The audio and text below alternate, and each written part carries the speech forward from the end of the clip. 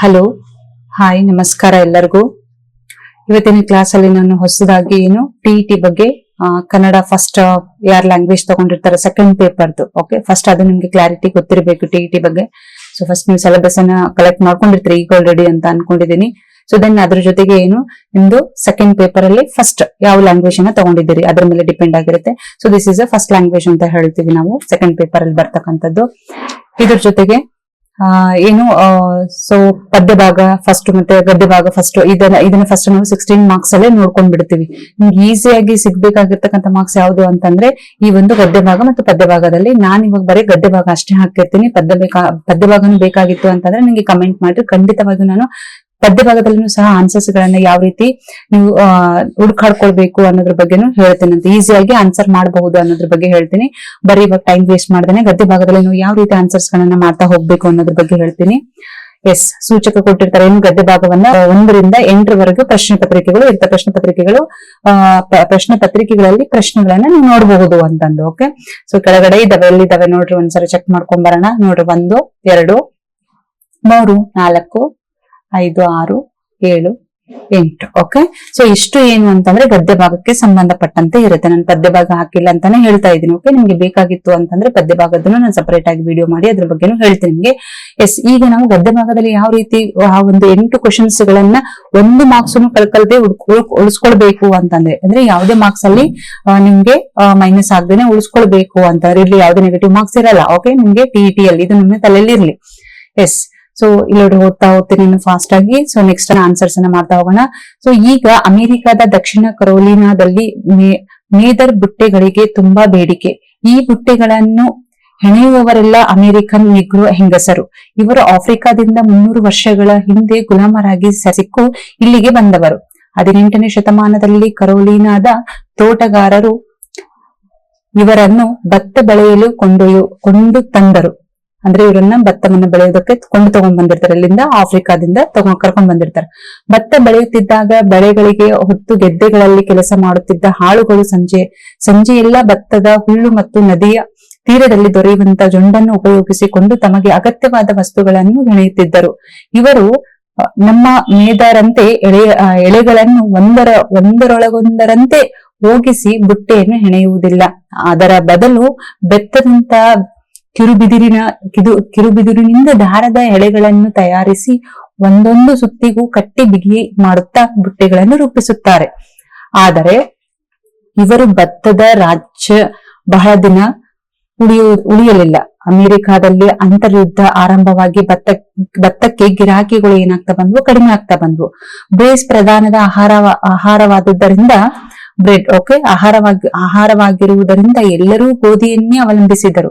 ಅಂತರ್ಯುದ್ಧದ ನಂತರ 30 ವರ್ಷಗಳ ತರುವಾಯ ಭಾರೀ ಬಿರುಗಾಳಿ ಅನಾಹುತದಲ್ಲಿ ಇವರ ಹಳ್ಳಿಗಳು, ಭತ್ತದ ಗದ್ದೆಗಳು ಸಹ ನಾಶವಾದವು. ಆದರೂ ಪರಂಪರೆಯಿಂದ ಬಂದಿದ್ದಂತ ತಮ್ಮ ಬುಟ್ಟೆಗೆ ಹೆಣೆಗಾರಿಕೆಗಳನ್ನು ಆಫ್ರಿಕನ್ ಹೆಂಗಸರು ಕೈ ಬಿಡಲಿಲ್ಲ. ಇಷ್ಟೆಲ್ಲ ಆದ್ರೂ ಅವರು ಅದನ್ನ ಮಾಡೋದನ್ನ ಕೈ ಬಿಡೋದಿಲ್ಲ. ಓಕೆ, 20ನೇ ಶತಮಾನದಲ್ಲಿ ಕಲಾತ್ಮಕವಾದಂತ ಬುಟ್ಟಿಗಳಿಗೆ ಬೇಡಿಕೆ ಅಧಿಕವಾಯಿತು. ಇವರೇ ಅಮೆರಿಕದ ಹೈವೇಗಳ ಪತ್ತೆ ಬಯಲು ಮಾರುಕಟ್ಟೆಗಳನ್ನು ರೂಪಿಸಿಕೊಂಡು ತಮ್ಮ ಕರಕುಶಲ ವಸ್ತುಗಳನ್ನು ಮಾರತೊಡಗಿದರು. ಇವರ ಬಯಲು ಮಾರುಕಟ್ಟೆಗಳು ನಮ್ಮ ಸಂಸ್ಥೆಗಳನ್ನು ಹೋಲುತ್ತವೆ. ಅಮೆರಿಕದ ಸೂಪರ್ ಮಾರ್ಕೆಟ್ ಗಳಿಗಿಂತಲೂ ಜನಪ್ರಿಯವಾಗಿದೆ. ಇಷ್ಟು ಪ್ಯಾರನ ನೀವು ಒಂದ್ಸಲ ಓದ್ಕೊಳ್ಬೇಕು. ಈ ಪ್ಯಾರದಲ್ಲಿ ಎಲ್ಲೆಲ್ಲಿ ಏನೇನಿದೆ ಅನ್ನೋದ್ರ ಬಗ್ಗೆ ಸ್ವಲ್ಪ ಅಂಡರ್ಸ್ಟ್ಯಾಂಡಿಂಗ್ ಇರಬೇಕು ನೀವು. ಓಕೆ, ಸೊ ಒಂದನ್ನು ನಾವೇನ್ ಮಾಡ್ತೀವಿ ನೋಡ್ರಿ, ಅಂಡರ್ಲೈನ್ ಮಾಡ್ತೀನಿ. ಭತ್ತವನ್ನ ಬಡಿತಿದ್ರು ಅನ್ನೋದ್ರ ಬಗ್ಗೆ ನಿಮ್ಗೆ ಗೊತ್ತಿರ್ಲಿ. ಸೊ ಅದ್ರ ಜೊತೆಗೆ ಏನಾಯ್ತು, ಯಾವುದರ ಕುರಿತಾಗಿ ಅವ್ರಿಗೆ ಬೇಡಿಕೆಗಳು ಕಡಿಮೆ ಆಗ್ತಾ ಬಂದ್ವು ಅನ್ನೋದ್ರ ಬಗ್ಗೆ ಓದ್ತಾ ಇವಾಗ ನಿಮ್ಗೆ ಓದ್ಬೇಕಾದ್ರೆ ಗೊತ್ತಾಗಿಲ್ಲ ಅಂತಂದ್ರೆ ಕಮ್ಸ್ ಟು ದ ಕ್ವಶನ್ ಬರೀ ನಾನು ಹೇಳ್ತೀನಿ ಯಾವ ತರ ಸರ್ಚ್ ಮಾಡ್ಬೇಕಂತ. ಸೊ ಇಲ್ಲಿ ಏನಿದೆ ನೋಡ್ರಿ, ಒಂದೊಂದು ಅಮೆರಿಕಾದಲ್ಲಿ ಅಂತರ್ಯುದ್ಧ ಆರಂಭವಾಗಿ ಯಾವುದಕ್ಕೆ ಗಿರಾಕಿಗಳು ಕಡಿಮೆ ಆದವು ಅಂತಂದು. ನೀವು ಯಾವಾಗ ಓದ್ತಿರ್ತಿರಲ್ಲ ಈ ಸೆಂಟೆನ್ಸ್ ಅನ್ನ ಓದ್ಬೇಕಾದ್ರೆ ಕೆಲವೊಂದಕ್ಕೆ ನೀವೇನ್ ಮಾಡ್ಬೇಕು, ಅಂಡರ್ಲೈನ್ ಮಾಡ್ಕೊಳ್ಬೇಕು. ಇದೇ ಅಂತ ಹೆಂಗ್ ಅಂಡರ್ಲೈನ್ ಮಾಡ್ಕೊಳ್ಬೇಕಂದ್ರೆ ಅದಕ್ಕೆ ನೀವು ಫಸ್ಟ್ ಏನ್ ಮಾಡ್ಬೇಕು, ಕ್ವಶನ್ ಬರ್ಬೇಕು ಅಂತಂದು. ಸೊ ಇಲ್ಲಿ ಏನಾಗುತ್ತೆ, ಯಾವುದಕ್ಕೆ ಗಿರಾಕಿಗಳು ಕಡಿಮೆ ಆಗ್ತಾ ಬಂತು ಅಂತಂದು ನಾನು ಹೇಳಿದೆ, ಭತ್ತಕ್ಕೆ ಗಿರಾಕಿಗಳು ಕಡಿಮೆ ಆಗ್ತಾ ಬಂತು. ಓಕೆ, ಸೊ ಇಲ್ಲಿ ಆನ್ಸರ್ ಯಾವ್ದಾಗುತ್ತೆ, ಭತ್ತ ಅಂತಂದು ನಾವಲ್ಲಿ ಹೇಳ್ಬಹುದು. ಓಕೆ, ಸೇಮ್ ಹಂಗೇನೆ ನೋಡ್ರಿ. ಸೆಕೆಂಡ್ ಕ್ವಶನ್, ಮೇದರ್ ಬುಟ್ಟಿಗಳಿಗೆ ಇಲ್ಲಿ ತುಂಬಾ ಬೇಡಿಕೆ ಇತ್ತು. ಎಲ್ಲಿ ಮೇದರ್ ಬುಟ್ಟೆಗಳಿಗೆ ತುಂಬಾ ಬೇಡಿಕೆ ಇತ್ತು ಅಂತಂದು ಆಲ್ರೆಡಿ ನಾವು ಇಲ್ಲಿ ಓದಿದ್ವಿ, ಹೌದಾ? ಸೊ ಎಲ್ಲಿ ಬುಟ್ಟೆಗಳನ್ನ ಎಣಿತಾ ಇದ್ರು ಅಥವಾ ಬುಟ್ಟೆಗಳನ್ನ ಅತಿ ಹೆಚ್ಚಾಗಿ ಬೇಡಿಕೆಯನ್ನು ಹೊಂದಿರ್ತಕ್ಕಂಥದ್ದು ಎಲ್ಲಿ ಅಂತಂದು ನಮ್ಗೆ ಆಲ್ರೆಡಿ ಗೊತ್ತಾಯ್ತು, ಹೌದಾ? ಬುಟ್ಟೆಗಳನ್ನ ಸೊ ಜೋಡಣೆಗಳನ್ನ ಮಾಡ್ಬೇಕಾದ್ರೆ ನದಿಗಳು ಒಂದರೊಂದು ಅಥವಾ ಗಿರಾಕಿಗಳು ಏನಾಯ್ತು, ಕಡಿಮೆ ಆದ್ವು ಅಂತ ಗೊತ್ತಾಯ್ತು. ಇದ್ರ ಜೊತೆಗೆ ಅಮೇರಿಕನ್ ಅಂತ ಓದಿದೀವಿ ನಾವು, ಹೌದಾ. ಅಮೇರಿಕಾದಲ್ಲಿ ಆಫ್ರಿಕಾದ ನಂತರ ಏನಾಯ್ತು ಅಂತಂದ್ರೆ ಅವ್ರನ್ನ ಎಲ್ಲಿಂದ ಕೊಂಡು ತಂದ್ರು, ಅಮೇರಿಕಾದಿಂದ ಕೊಂಡು ತಗೊಂಡ್ ಬರ್ತಾರಲ್ಲ. ಎಸ್, ಆಫ್ರಿಕಾದಿಂದ ನಾವ್ ಏನ್ ಮಾಡ್ತೀವಿ ನೋಡ್ರಿ, ಒಂದೇ ಸೆಕೆಂಡ್ ಅಲ್ಲೇ ಹುಡ್ಕಾಡ್ರಿ ಸಿಗುತ್ತೆ ನಿಮ್ಗೆ.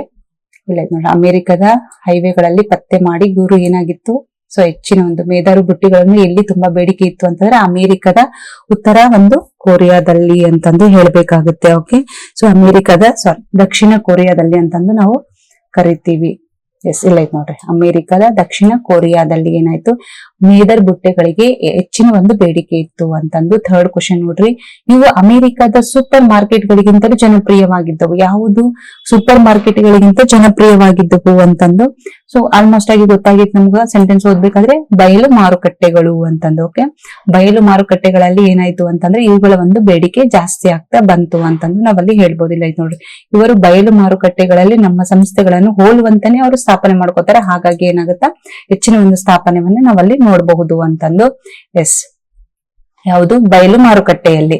ಹಾಗೆ 4ನೇ ಕ್ವಶನ್ಸ್ ನೋಡ್ರಿ, ಇವುಗಳಲ್ಲಿ ಸರಿಯಾದ ಹೇಳಿಕೆಗಳನ್ನ ಗುರುತಿಸಿ ಅಂತಂದು. ಓಕೆ, ಬರೀಲಿ, ಇವುಗಳಿಗೆ ಸರಿಯಾದ ಹೇಳಿಕೆ ಯಾವುದು ಅಂತಂದು ನಮ್ಗೆ ಇಲ್ಲಿ ಗೊತ್ತಾಗ್ಬೇಕು. ಸರಿಯಾದಂತ ಒಂದು ಹೇಳಿಕೆ ನೋಡ್ರಿ, ನಾನು ಡೈರೆಕ್ಟ್ ಆಗಿ ಹೇಳಿಕೆ ಹೇಳ್ಬಿಡ್ತೀನಿ, ಯಾಕಂದ್ರೆ ಇಲ್ಲಿ ಜಾಸ್ತಿ ಟೈಮ್ ತಗೊಳ್ಳೋದಿಲ್ಲ. 2ನೇದು ನೋಡ್ರಿ ಆನ್ಸರ್, ಇವುಗಳಲ್ಲಿ ಸರಿಯಾದ ಹೇಳಿಕೆಯನ್ನು ಗುರುತಿಸಿ ಅಂತಂದ್ರೆ, ಪರಂಪರೆಯಿಂದ ಬಂದಿದ್ದ ತಮ್ಮ ಬುಟ್ಟಿ ಹೆಣಿಗಾರಿಕೆಯನ್ನು ಆಫ್ರಿಕನ್ ಹೆಂಗಸರು ಕೈ ಬಿಡದೆ ಏನ್ ಮಾಡಿದ್ರು ಅಂತಂದ್ರೆ, ಸೊ ಅವರು ಕಂಪ್ಲೀಟ್ ಆಗಿ ತಗೊಂಡು ಹೋದ್ರು ಅಂತಂದ್ರೆ, ಅದನ್ನ ಅಲ್ಲಿಗೆ ಡ್ರಾಪ್ ಔಟ್ ಮಾಡದೆ ಏನ್ ಮಾಡ್ತಾರೆ, ಅವರು ಕಂಟಿನ್ಯೂ ಆಗಿ ಆ ಬುಟ್ಟಿ ಹೆಣಿಗಾರಿಕೆಯನ್ನು ಮುಂದುವರ್ಸ್ಕೊಂಡು ಹೋಗ್ತಾರೆ ಅಂತಂದು. ಸೊ ಇದು ಸರಿಯಾದಂತ ಒಂದು ಉತ್ತರ ಅಂತಂದು ನಾವಲ್ಲಿ ಹೇಳ್ತೀವಿ, ಸರಿಯಾದ ಹೇಳಿಕೆ. ಯಾಕಂದ್ರೆ ಬ್ರೆಡ್ ಪ್ರಧಾನ ಆಹಾರವಾದುದರಿಂದ ಎಲ್ಲರೂ ಭತ್ತವನ್ನೇ ಅವಲಂಬಿಸಿದ್ರೆ ಇಲ್ಲ. ಓಕೆ, ಇವರು ಬಯಲು ಮಾರುಕಟ್ಟೆಯನ್ನು ನಮ್ಮ ಹಳ್ಳಿಯ ಪಂಚಾಯಿತಿಗಳನ್ನು ಹೋಲುತ್ತದಾ? ಇಲ್ಲ. ಓಕೆ, ದೊಡ್ಡ ಸಿಟಿ ಹೋಲ್ತದಂತ ಹೇಳಿದ್ದವರಲ್ಲಿ, ಹೌದಲ್ವಾ. ಇವರು ಬಯಲು ಮಾರುಕಟ್ಟೆಗಳು ಆಫ್ರಿಕಾದ ಸೂಪರ್ ಮಾರ್ಕೆಟ್ಗಳಿಗಿಂತ ಜನಪ್ರಿಯವಾಗಿದೆ ಅಂತಾನು ಇಲ್ಲಿ ಹೇಳಿಲ್ಲ. ಸೊ ಪರಂಪರೆಯಿಂದ ಬಂದಿದ್ದ ತಮ್ಮ ಬುಟ್ಟೆ ಹೆಣೆಗಾರಿಕೆಯನ್ನ ಅವ್ರು ಏನ್ ಮಾಡ್ತಾರೆ, ಆಫ್ರಿಕನ್ ಹೆಂಗಸರು ಕೈ ಬಿಡದನೆ ಮುಂದುವರ್ಸ್ಕೊಂಡು ಹೋಗೋದೇ ಇಲ್ಲಿ ಸರಿಯಾದ ಹೇಳಿಕೆ ಅಂತ ಹೇಳ್ತೀವಿ. ಸೊ 4th ಒನ್ ನೋಡ್ರಿ, ಕಲಾತ್ಮಕವಾದ ಭತ್ತದ ಬುಟ್ಟಿಯನ್ನು ಈ ವಸ್ತುಗಳನ್ನು ಉಪಯೋಗಿಸಿಕೊಂಡು ಹೆಣೆಯುತ್ತಾರೆ. ಸೊ ಕಲಾತ್ಮಕವಾದಂತ ಭತ್ತದ ಬುಟ್ಟಿಗಳನ್ನು ಏನು ಬಳಸಿಕೊಂಡು ಅವರು ಹೆಣಿತಾ ಇದ್ರು ಅಂತಂದು ಕ್ವಶನ್ಸ್ ಆಗಿದೆ ಇಲ್ಲಿ, ಹೌದಾ. ಯಾವುದು 5th ಒನ್ ಕ್ವಶನ್ಸ್ ಅಲ್ಲಿ ನೋಡ್ರಿ, ಏನ್ ಯೂಸ್ ಮಾಡ್ತಿದ್ರು, ಸೊ ಭತ್ತದ ಹುಲ್ಲು ಮತ್ತು ನದಿಯ ತೀರದಲ್ಲಿ ದೊರೆಯುವ ಜೋಡಿ ಅಥವಾ ಜೊಂಡಿ ಅಂತ ಹೇಳ್ತೀವಿ. ಓಕೆ, ಭತ್ತದ ಹುಲ್ಲು ಮತ್ತು ನದಿಯ ತೀರದಲ್ಲಿ ದೊರೆಯುವಂತ ಒಂದು ಜೊಂಡು ಅನ್ನ ಅವ್ರ ಏನ್ ಮಾಡ್ತಾ ಇದ್ರು, ಕಲಾತ್ಮಕ ಭತ್ತದ ಬುಟ್ಟಿಯನ್ನ ಅಥವಾ ಆ ಒಂದು ಬುಟ್ಟಿಯ ವಸ್ತುವನ್ನ ಹೆಳೆಯೋದಕ್ಕೆ ಅವ್ರೇನು ಉಪಯೋಗಿಸ್ತಾ ಇದ್ರು ಅಂತಂದು. ಸೊ ನಿಮ್ಗೆ ಇಲ್ಲಿ ಸಿಕ್ಕಿಲ್ಲ ಅಂತಂದ್ರೆ ಇಲ್ಲಿ ನೋಡ್ಬೋದು ನೀವು, ಕಲಾತ್ಮಕವಾದ ಭತ್ತದ ಬುಟ್ಟಿಯನ್ನು ಈ ವಸ್ತುಗಳನ್ನು ಉಪಯೋಗಿಸಿಕೊಂಡು ಹೆಣೆಯುತ್ತಿದ್ದರು ಅಂತಂದು. ಈ ಕ್ವಶನ್ಸ್ಗೆ ಏನು 4 ಆನ್ಸರ್ಗಳು ಆಲ್ರೆಡಿ ಅಲ್ಲೇ ಕೊಟ್ಟಿರ್ತಾರೆ, ಹೌದಾ. ಅದ್ರಲ್ಲಿ ನೀವು ಒಂದನ್ನ ಬಳಕೆ ಮಾಡ್ಕೊಳ್ಬೇಕು. ಇಲ್ಲಿ ಭತ್ತದ ಬುಟ್ಟಿಗಳನ್ನು ಯಾವ ರೀತಿ ಅಥವಾ ಭತ್ತದ ಬೆಳೆಗಳನ್ನು ಕೊಂಡು ತಂದರು, ಭತ್ತದ ಬೆಳೆಯುತ್ತಿದ್ದಾಗ ಬೆಳೆದಿರುವ ಹೊತ್ತು ಗೆದ್ದೆಗಳಲ್ಲಿ ಕೆಲಸ ಮಾಡುತ್ತಿದ್ದು ಅವ್ರು ಏನ್ ಮಾಡ್ತಾರೆ, ತೋಟಗಾರರಲ್ಲಿ ಭತ್ತದ ಬೆಳೆಗಳನ್ನ ಜೊಂಡುಗಳನ್ನ ತಗೊಂಡು ಹೊಲದ ಹತ್ತಿರ ಇರ್ತಕ್ಕಂತ ಹುಲ್ಲು ಮತ್ತೆ ಜೊಂಡುಗಳನ್ನ ತಗೊಂಡ್ ಬರೋದ್ರ ಮುಖಾಂತರ ಏನ್ ಮಾಡ್ತಾರೆ ಅಂತಂದ್ರೆ, ಆಲ್ಮೋಸ್ಟ್ ಆಗಿ ಆ ಒಂದು ಏನಂತ ಹೇಳ್ತೀವಲ್ಲ, ಕಲಾತ್ಮಕವಾದಂತ ಒಂದು ಭತ್ತದ ಬುಟ್ಟಿ ಅಂತ ಹೇಳ್ತೀವಿ. ಎಸ್, ನೆಕ್ಸ್ಟ್ ಕ್ವಶನ್ ನೋಡ್ರಿ, ಇವರು ನಮ್ಮ ಮೇದರಂತೆ ಎಳೆಗಳನ್ನ ಒಂದರೊಳಗೊಂದರಂತೆ ಹೋಗಿಸಿ ಬುಟ್ಟೆ ಹೆಣೆಯುವುದಿಲ್ಲ. ಇಲ್ಲಿ ಇವರು ಎಂಬ ಪದವು ಈ ವ್ಯಾಕರಣಾಂಶಕ್ಕೆ ಉದಾಹರಣೆ. ಇನ್ನೊಂದು ಹೇಳ್ತೀನಿ ನೋಡ್ರಿ, ನಿಮ್ಗೆ ಇಲ್ಲಿ ಗದ್ಯ ಭಾಗ ಆಗಿರ್ಬೋದು ಅಥವಾ ಪದ್ಯ ಭಾಗ ಆಗಿರ್ಬೋದು, ಅಲ್ಲಿ ನಿಮ್ಗೆ ಒಂದು ವ್ಯಾಕರಣ ಅಥವಾ 2 ವ್ಯಾಕರಣಾಂಶಗಳು ಕೇಳ್ತಾರೆ. ಪದ್ಯದಲ್ಲಿನೂ ಕಂಪಲ್ಸರಿಯಾಗಿ ಕೇಳ್ತಾರೆ, ಆದ್ರೆ ಆ ಗದ್ಯ ಭಾಗಕ್ಕೆ ಸಂಬಂಧಪಟ್ಟಾಗಿ ಕೇಳ್ತಾರೆ. ಇದನ್ನ ನೆನ್ಪಿಟ್ಕೊಡ್ರಿ. ಓಕೆ, ಇವರೇನ್ ಮಾಡ್ತಾರ, ಇಲ್ಲೇನಿದೆ, ಇಲ್ಲಿ ಇರುವಂತ ಇವರು ಎಂಬ ಪದ ಈ ವ್ಯಾಕರಣಾಂಶಕ್ಕೆ ಸೇರಿದೆ ಅಂತ ಕೇಳಕತ್ತಾರ ಅವ್ರು, ಹೌದಾ. ಇವರು ಅನ್ನುವಂತ ಒಂದು ಪದ ಯಾವ ಒಂದು ವ್ಯಾಕರಣಾಂಶಕ್ಕೆ ಸೇರಿರ್ತದೆ ಅಂತಂದು. ಎಸ್, ಯಾವುದಕ್ಕೆ ಸೇರಿರ್ತದೆ, ಸರ್ವನಾಮ ಅಂತಂದು ಹೇಳ್ತೀವಿ. ಓಕೆ, ಸೊ ಇವರು ಅನ್ನುವಂತಹ ಒಂದು ಪದ ಯಾವುದಕ್ಕೆ ಸೇರಿದೆ, ಸರ್ವನಾಮಕ್ಕೆ ಸೇರಿದೆ ಅಂತಂದು ನಾವಲ್ಲಿ ಹೇಳ್ಬೋದು. ಸರ್ವನಾಮಗಳು ಅಂದ್ರೆ ನಿಮ್ಗೆ ಗೊತ್ತು, ಒಂದು ವಾಕ್ಯದಲ್ಲಿ ಪದೇ ಪದೇ ನಾಮಪದಗಳನ್ನ ಬಳಸಿದಾಗ ಬರವಣಿಗೆಯನ್ನ ಅಂದ್ರೆ ಇಟ್ ಮೀನ್ಸ್ ಅವಳು, ಇವಳು ಅಂತ ಈ ತರ ಬಳಸ್ತೀವಲ್ಲ, ಸೊ ಅವುಗಳನ್ನ ಅಂದ್ರೆ ನಾಮಪದದ ಬದಲಾಗಿ ಬಳಸೋದೇ ಯಾವುದು, ಸರ್ವನಾಮ ಅಂತ ಕರಿತೀವಿ. ಸೊ ಇಲ್ಲಿ ಇವರು ಅಂತ ಹೇಳ್ತೀವಿ, ಓಕೆ, ಅವರು ಅಂತ ಹೇಳ್ತೀವಿ, ಹೌದಾ. ಇಲ್ಲಿ ಅಂತ ಹೇಳ್ತೀವಿ, ಅಥವಾ ಅವನು ಅಂತ, ಹೀ ಅಂತ ಹೇಳ್ತೀವಿ. ಓಕೆ, ಕನ್ನಡ ಇಂಗ್ಲಿಷ್ ಎರಡರಲ್ಲಿ ಗೊತ್ತಾಗ್ಬೇಕು ನಿಮ್ಗೆ. ಸೊ ಅದಕ್ಕೆ ನಾವೇನು ನಾಮಪದದ ಬದಲಾಗಿ ಬಳಸೋದೇ ಯಾವುದು, ಸರ್ವನಾಮ ಅಂತ ಹೇಳ್ತೀವಿ. ಅವಳು, ಇವಳು, ಅವರು, ಇವರು ಅಂತ ಹೇಳ್ತೀವಲ್ಲ. ಸೊ ದಟ್ ಈಸ್ ಓಕೆ, ಗೊತ್ತಾಯ್ತಲ್ಲ ಇದು ಯಾವುದು ಅಂತಂದು. ಎಸ್, ಸೆವೆಂತ್ ಒಂದು ನೋಡ್ರಿ, ಈ ಗ್ರಾಮರ್ ಒಂದು ಕೇಳಿದಾರೆ ಅಲ್ಲಿ. ಓಕೆ, ಯಾವ್ದು ವ್ಯಾಕರಣ ಅಂಶ ಒಂದು ಎದ್ರೊಳಗೆ ಕೇಳಿದಾರೆ, ಗದ್ಯ ಭಾಗದಲ್ಲಿ ಕೇಳಿದಾರೆ, ಹಾಗೆ ಪದ್ಯ ಭಾಗದಲ್ಲಿ ಕೇಳ್ತಾರೆ ನಿಮ್ಗೆ. ಇವರು ಭತ್ತದ ರಾಜ್ಯ ಬಹಳ ದಿನ ಉಳಿಯದಿರಲು ಕಾರಣ. ಇವರು ಭತ್ತದ ರಾಜ್ಯ ಉಳಿಯದಿರಲು ಬಹಳ ಕಾರಣ ಏನು ಅಂತಂದು ನಮ್ಗೆ ಅಲ್ಲಿ ಕ್ವಶನ್ ಆಗಿದೆ. ಹೌದಾ, ಇವರು ಭತ್ತದ ಬೆಳೆಗಳನ್ನು ಬಹಳ ದಿನ ಉಳಿಯದೇ ಇರಲು ಕಾರಣಗಳು ಏನು ಅಂತಂದು ಕೇಳಾರ. ಈ ಕಾರಣಗಳಲ್ಲಿ ನಿಮ್ಗೆ ಕೆಳಗೆ ಹೇಳಿಕೆಗಳು ಕೊಟ್ಟಾರ, ನೀವು ಇಲ್ಲೇ ಓದ್ಕೊಂಡು ಡಿಸೈಡ್ ಆಗಬಾರ್ದು. ಓಕೆ, ನಿರ್ಧಾರವನ್ನ ತೆಗೆದುಕೊಳ್ಬಾರ್ದು. ಮುಂದೆ ಸ್ವಲ್ಪ ಕೆಳಗಡೆ ಪೇಪರ್ ನೋಡ್ಬೇಕಂಗೆ. ಇವುಗಳಲ್ಲಿ ಸರಿಯಾದ ಉತ್ತರಗಳನ್ನ ಗುರುತಿಸಿ ಅಂತ ಕೊಟ್ಟಿರ್ತಾರೆ. ಅಥವಾ 1 ಮತ್ತು 2, 2 ಮತ್ತು 3, ಅಥವಾ 1 ಮತ್ತು 2, 1, 2, 3 ಸರಿ, ಈ ತರ ಕ್ವಶನ್ಸ್ ಕೊಟ್ಟಿರ್ತಾರೆ ಮತ್ತೆ ಕೆಳಗಡೆ. ಅದನ್ನ ನೀವು ಸರ್ಚ್ ಮಾಡ್ಕೊಳ್ಬೇಕು. ಸೊ ಇಲ್ಲಿ ನೋಡ್ರಿ, ಇವರು ಭತ್ತದ ರಾಜ್ಯದ ಬಹಳ ದಿನ ಉಳಿಯದಿರಲು ಕಾರಣ ಏನು ಅಂತಂದು ನಾನು ಯಾವ್ದು ಸರಿ ಅನ್ನೋದ್ರ ಬಗ್ಗೆ ಹೇಳಿ ಎಕ್ಸ್ಪ್ಲೇನ್ ಮಾಡ್ತಾ ಹೋಗ್ತೀನಿ. ನೋಡ್ರಿ, ಇದ್ರಲ್ಲಿ ನಾವು 1 ಮತ್ತು 2 ಸರಿ ಅಂತ ಹೇಳ್ತೀವಿ. ರೈಟ್, ನೋಡ್ರಲ್ಲ, ಇದು 1 ಮತ್ತು 2 ಏನು, ಅಮೆರಿಕದಲ್ಲಿ ಅಂತರ್ಯುದ್ಧ ಆರಂಭವಾಗಿ ಭತ್ತಕ್ಕೆ ಗಿರಾಕಿಗಳು ಕಡಿಮೆ ಆದವು. ರೈಟ್, ಇದು ಕರೆಕ್ಟ್ ಅಲ್ಲ. ಸೊ ಅಂತರ್ಯುದ್ಧ ಪ್ರಾರಂಭ ಆದ್ಮೇಲೆ ಏನಾಯ್ತಲ್ಲ, ಭತ್ತದ ಗಿರಾಕಿಗಳು ಕಡಿಮೆ ಆದವು. ಬ್ರೆಡ್ ಪ್ರಧಾನ ಆಹಾರವಾದದ್ದರಿಂದ ಎಲ್ಲರೂ ಗೋಧಿಯನ್ನ ಅವಲಂಬಿಸಿದರು. ಬ್ರೆಡ್ ಪ್ರಧಾನ, ಇದನ್ನು ಕರೆಕ್ಟ್. ಓಕೆ, 3ನೇ ನೋಡ್ರಿ, ಹಂಗೆ ಓದಿ ಹೇಳ್ತೀನಿ. ಅಂತರ್ಯುದ್ಧದ ನಂತರ 30 ವರ್ಷಗಳ ತರುವಾಯ ಭಾರಿ ಬಿರುಗಾಳಿ ಅನಾಹುತಗಳು ಇವರ ಹಳ್ಳಿಗಳು ಭತ್ತದ ಗದ್ದೆಗಳು ನಾಶವಾಗಲಿಲ್ಲ. ನೋಡ್ರಿ, ನಾಶವಾಗಲಿಲ್ಲ ಅಂತ ಅದ. ನೀವ್ ಇದನ್ನ ಪೂರ್ತಿಯಾಗಿ ಓದ್ದೇನೆ ಫಸ್ಟ್ ಗೆ ಡಿಸೈಡ್ ಮಾಡಿದ್ರಿ ಅಂತಂದ್ರೆ ಏನಾಗುತ್ತೆ, ರಾಂಗ್ ಆಗುತ್ತೆ ಆನ್ಸರು. ಅದಕ್ಕೆ ಕಂಪ್ಲೀಟ್ ಆಗಿ ಓದ್ರಿ. ನಾಶವಾಗಿತ್ತು ಅಂದ್ರೆ ಸರಿ ಆಗ್ತಾ ಇತ್ತು, ಇಲ್ಲಿ ನಾಶವಾಗಿಲ್ಲ ಅಂತ ಹೇಳಿದ್ದಾರೆ. ರೈಟ್, ಸೊ ಅದಕ್ಕೋಸ್ಕರ ಇವೆರಡು ಏನಾಗ್ತವೆ, ಸರಿಯಾದಂತ ಉತ್ತರಗಳಾಗ್ತವೆ ಅಂತಂದು I hope you have to understand ಅಂತ ಅನ್ಕೋತೀನಿ.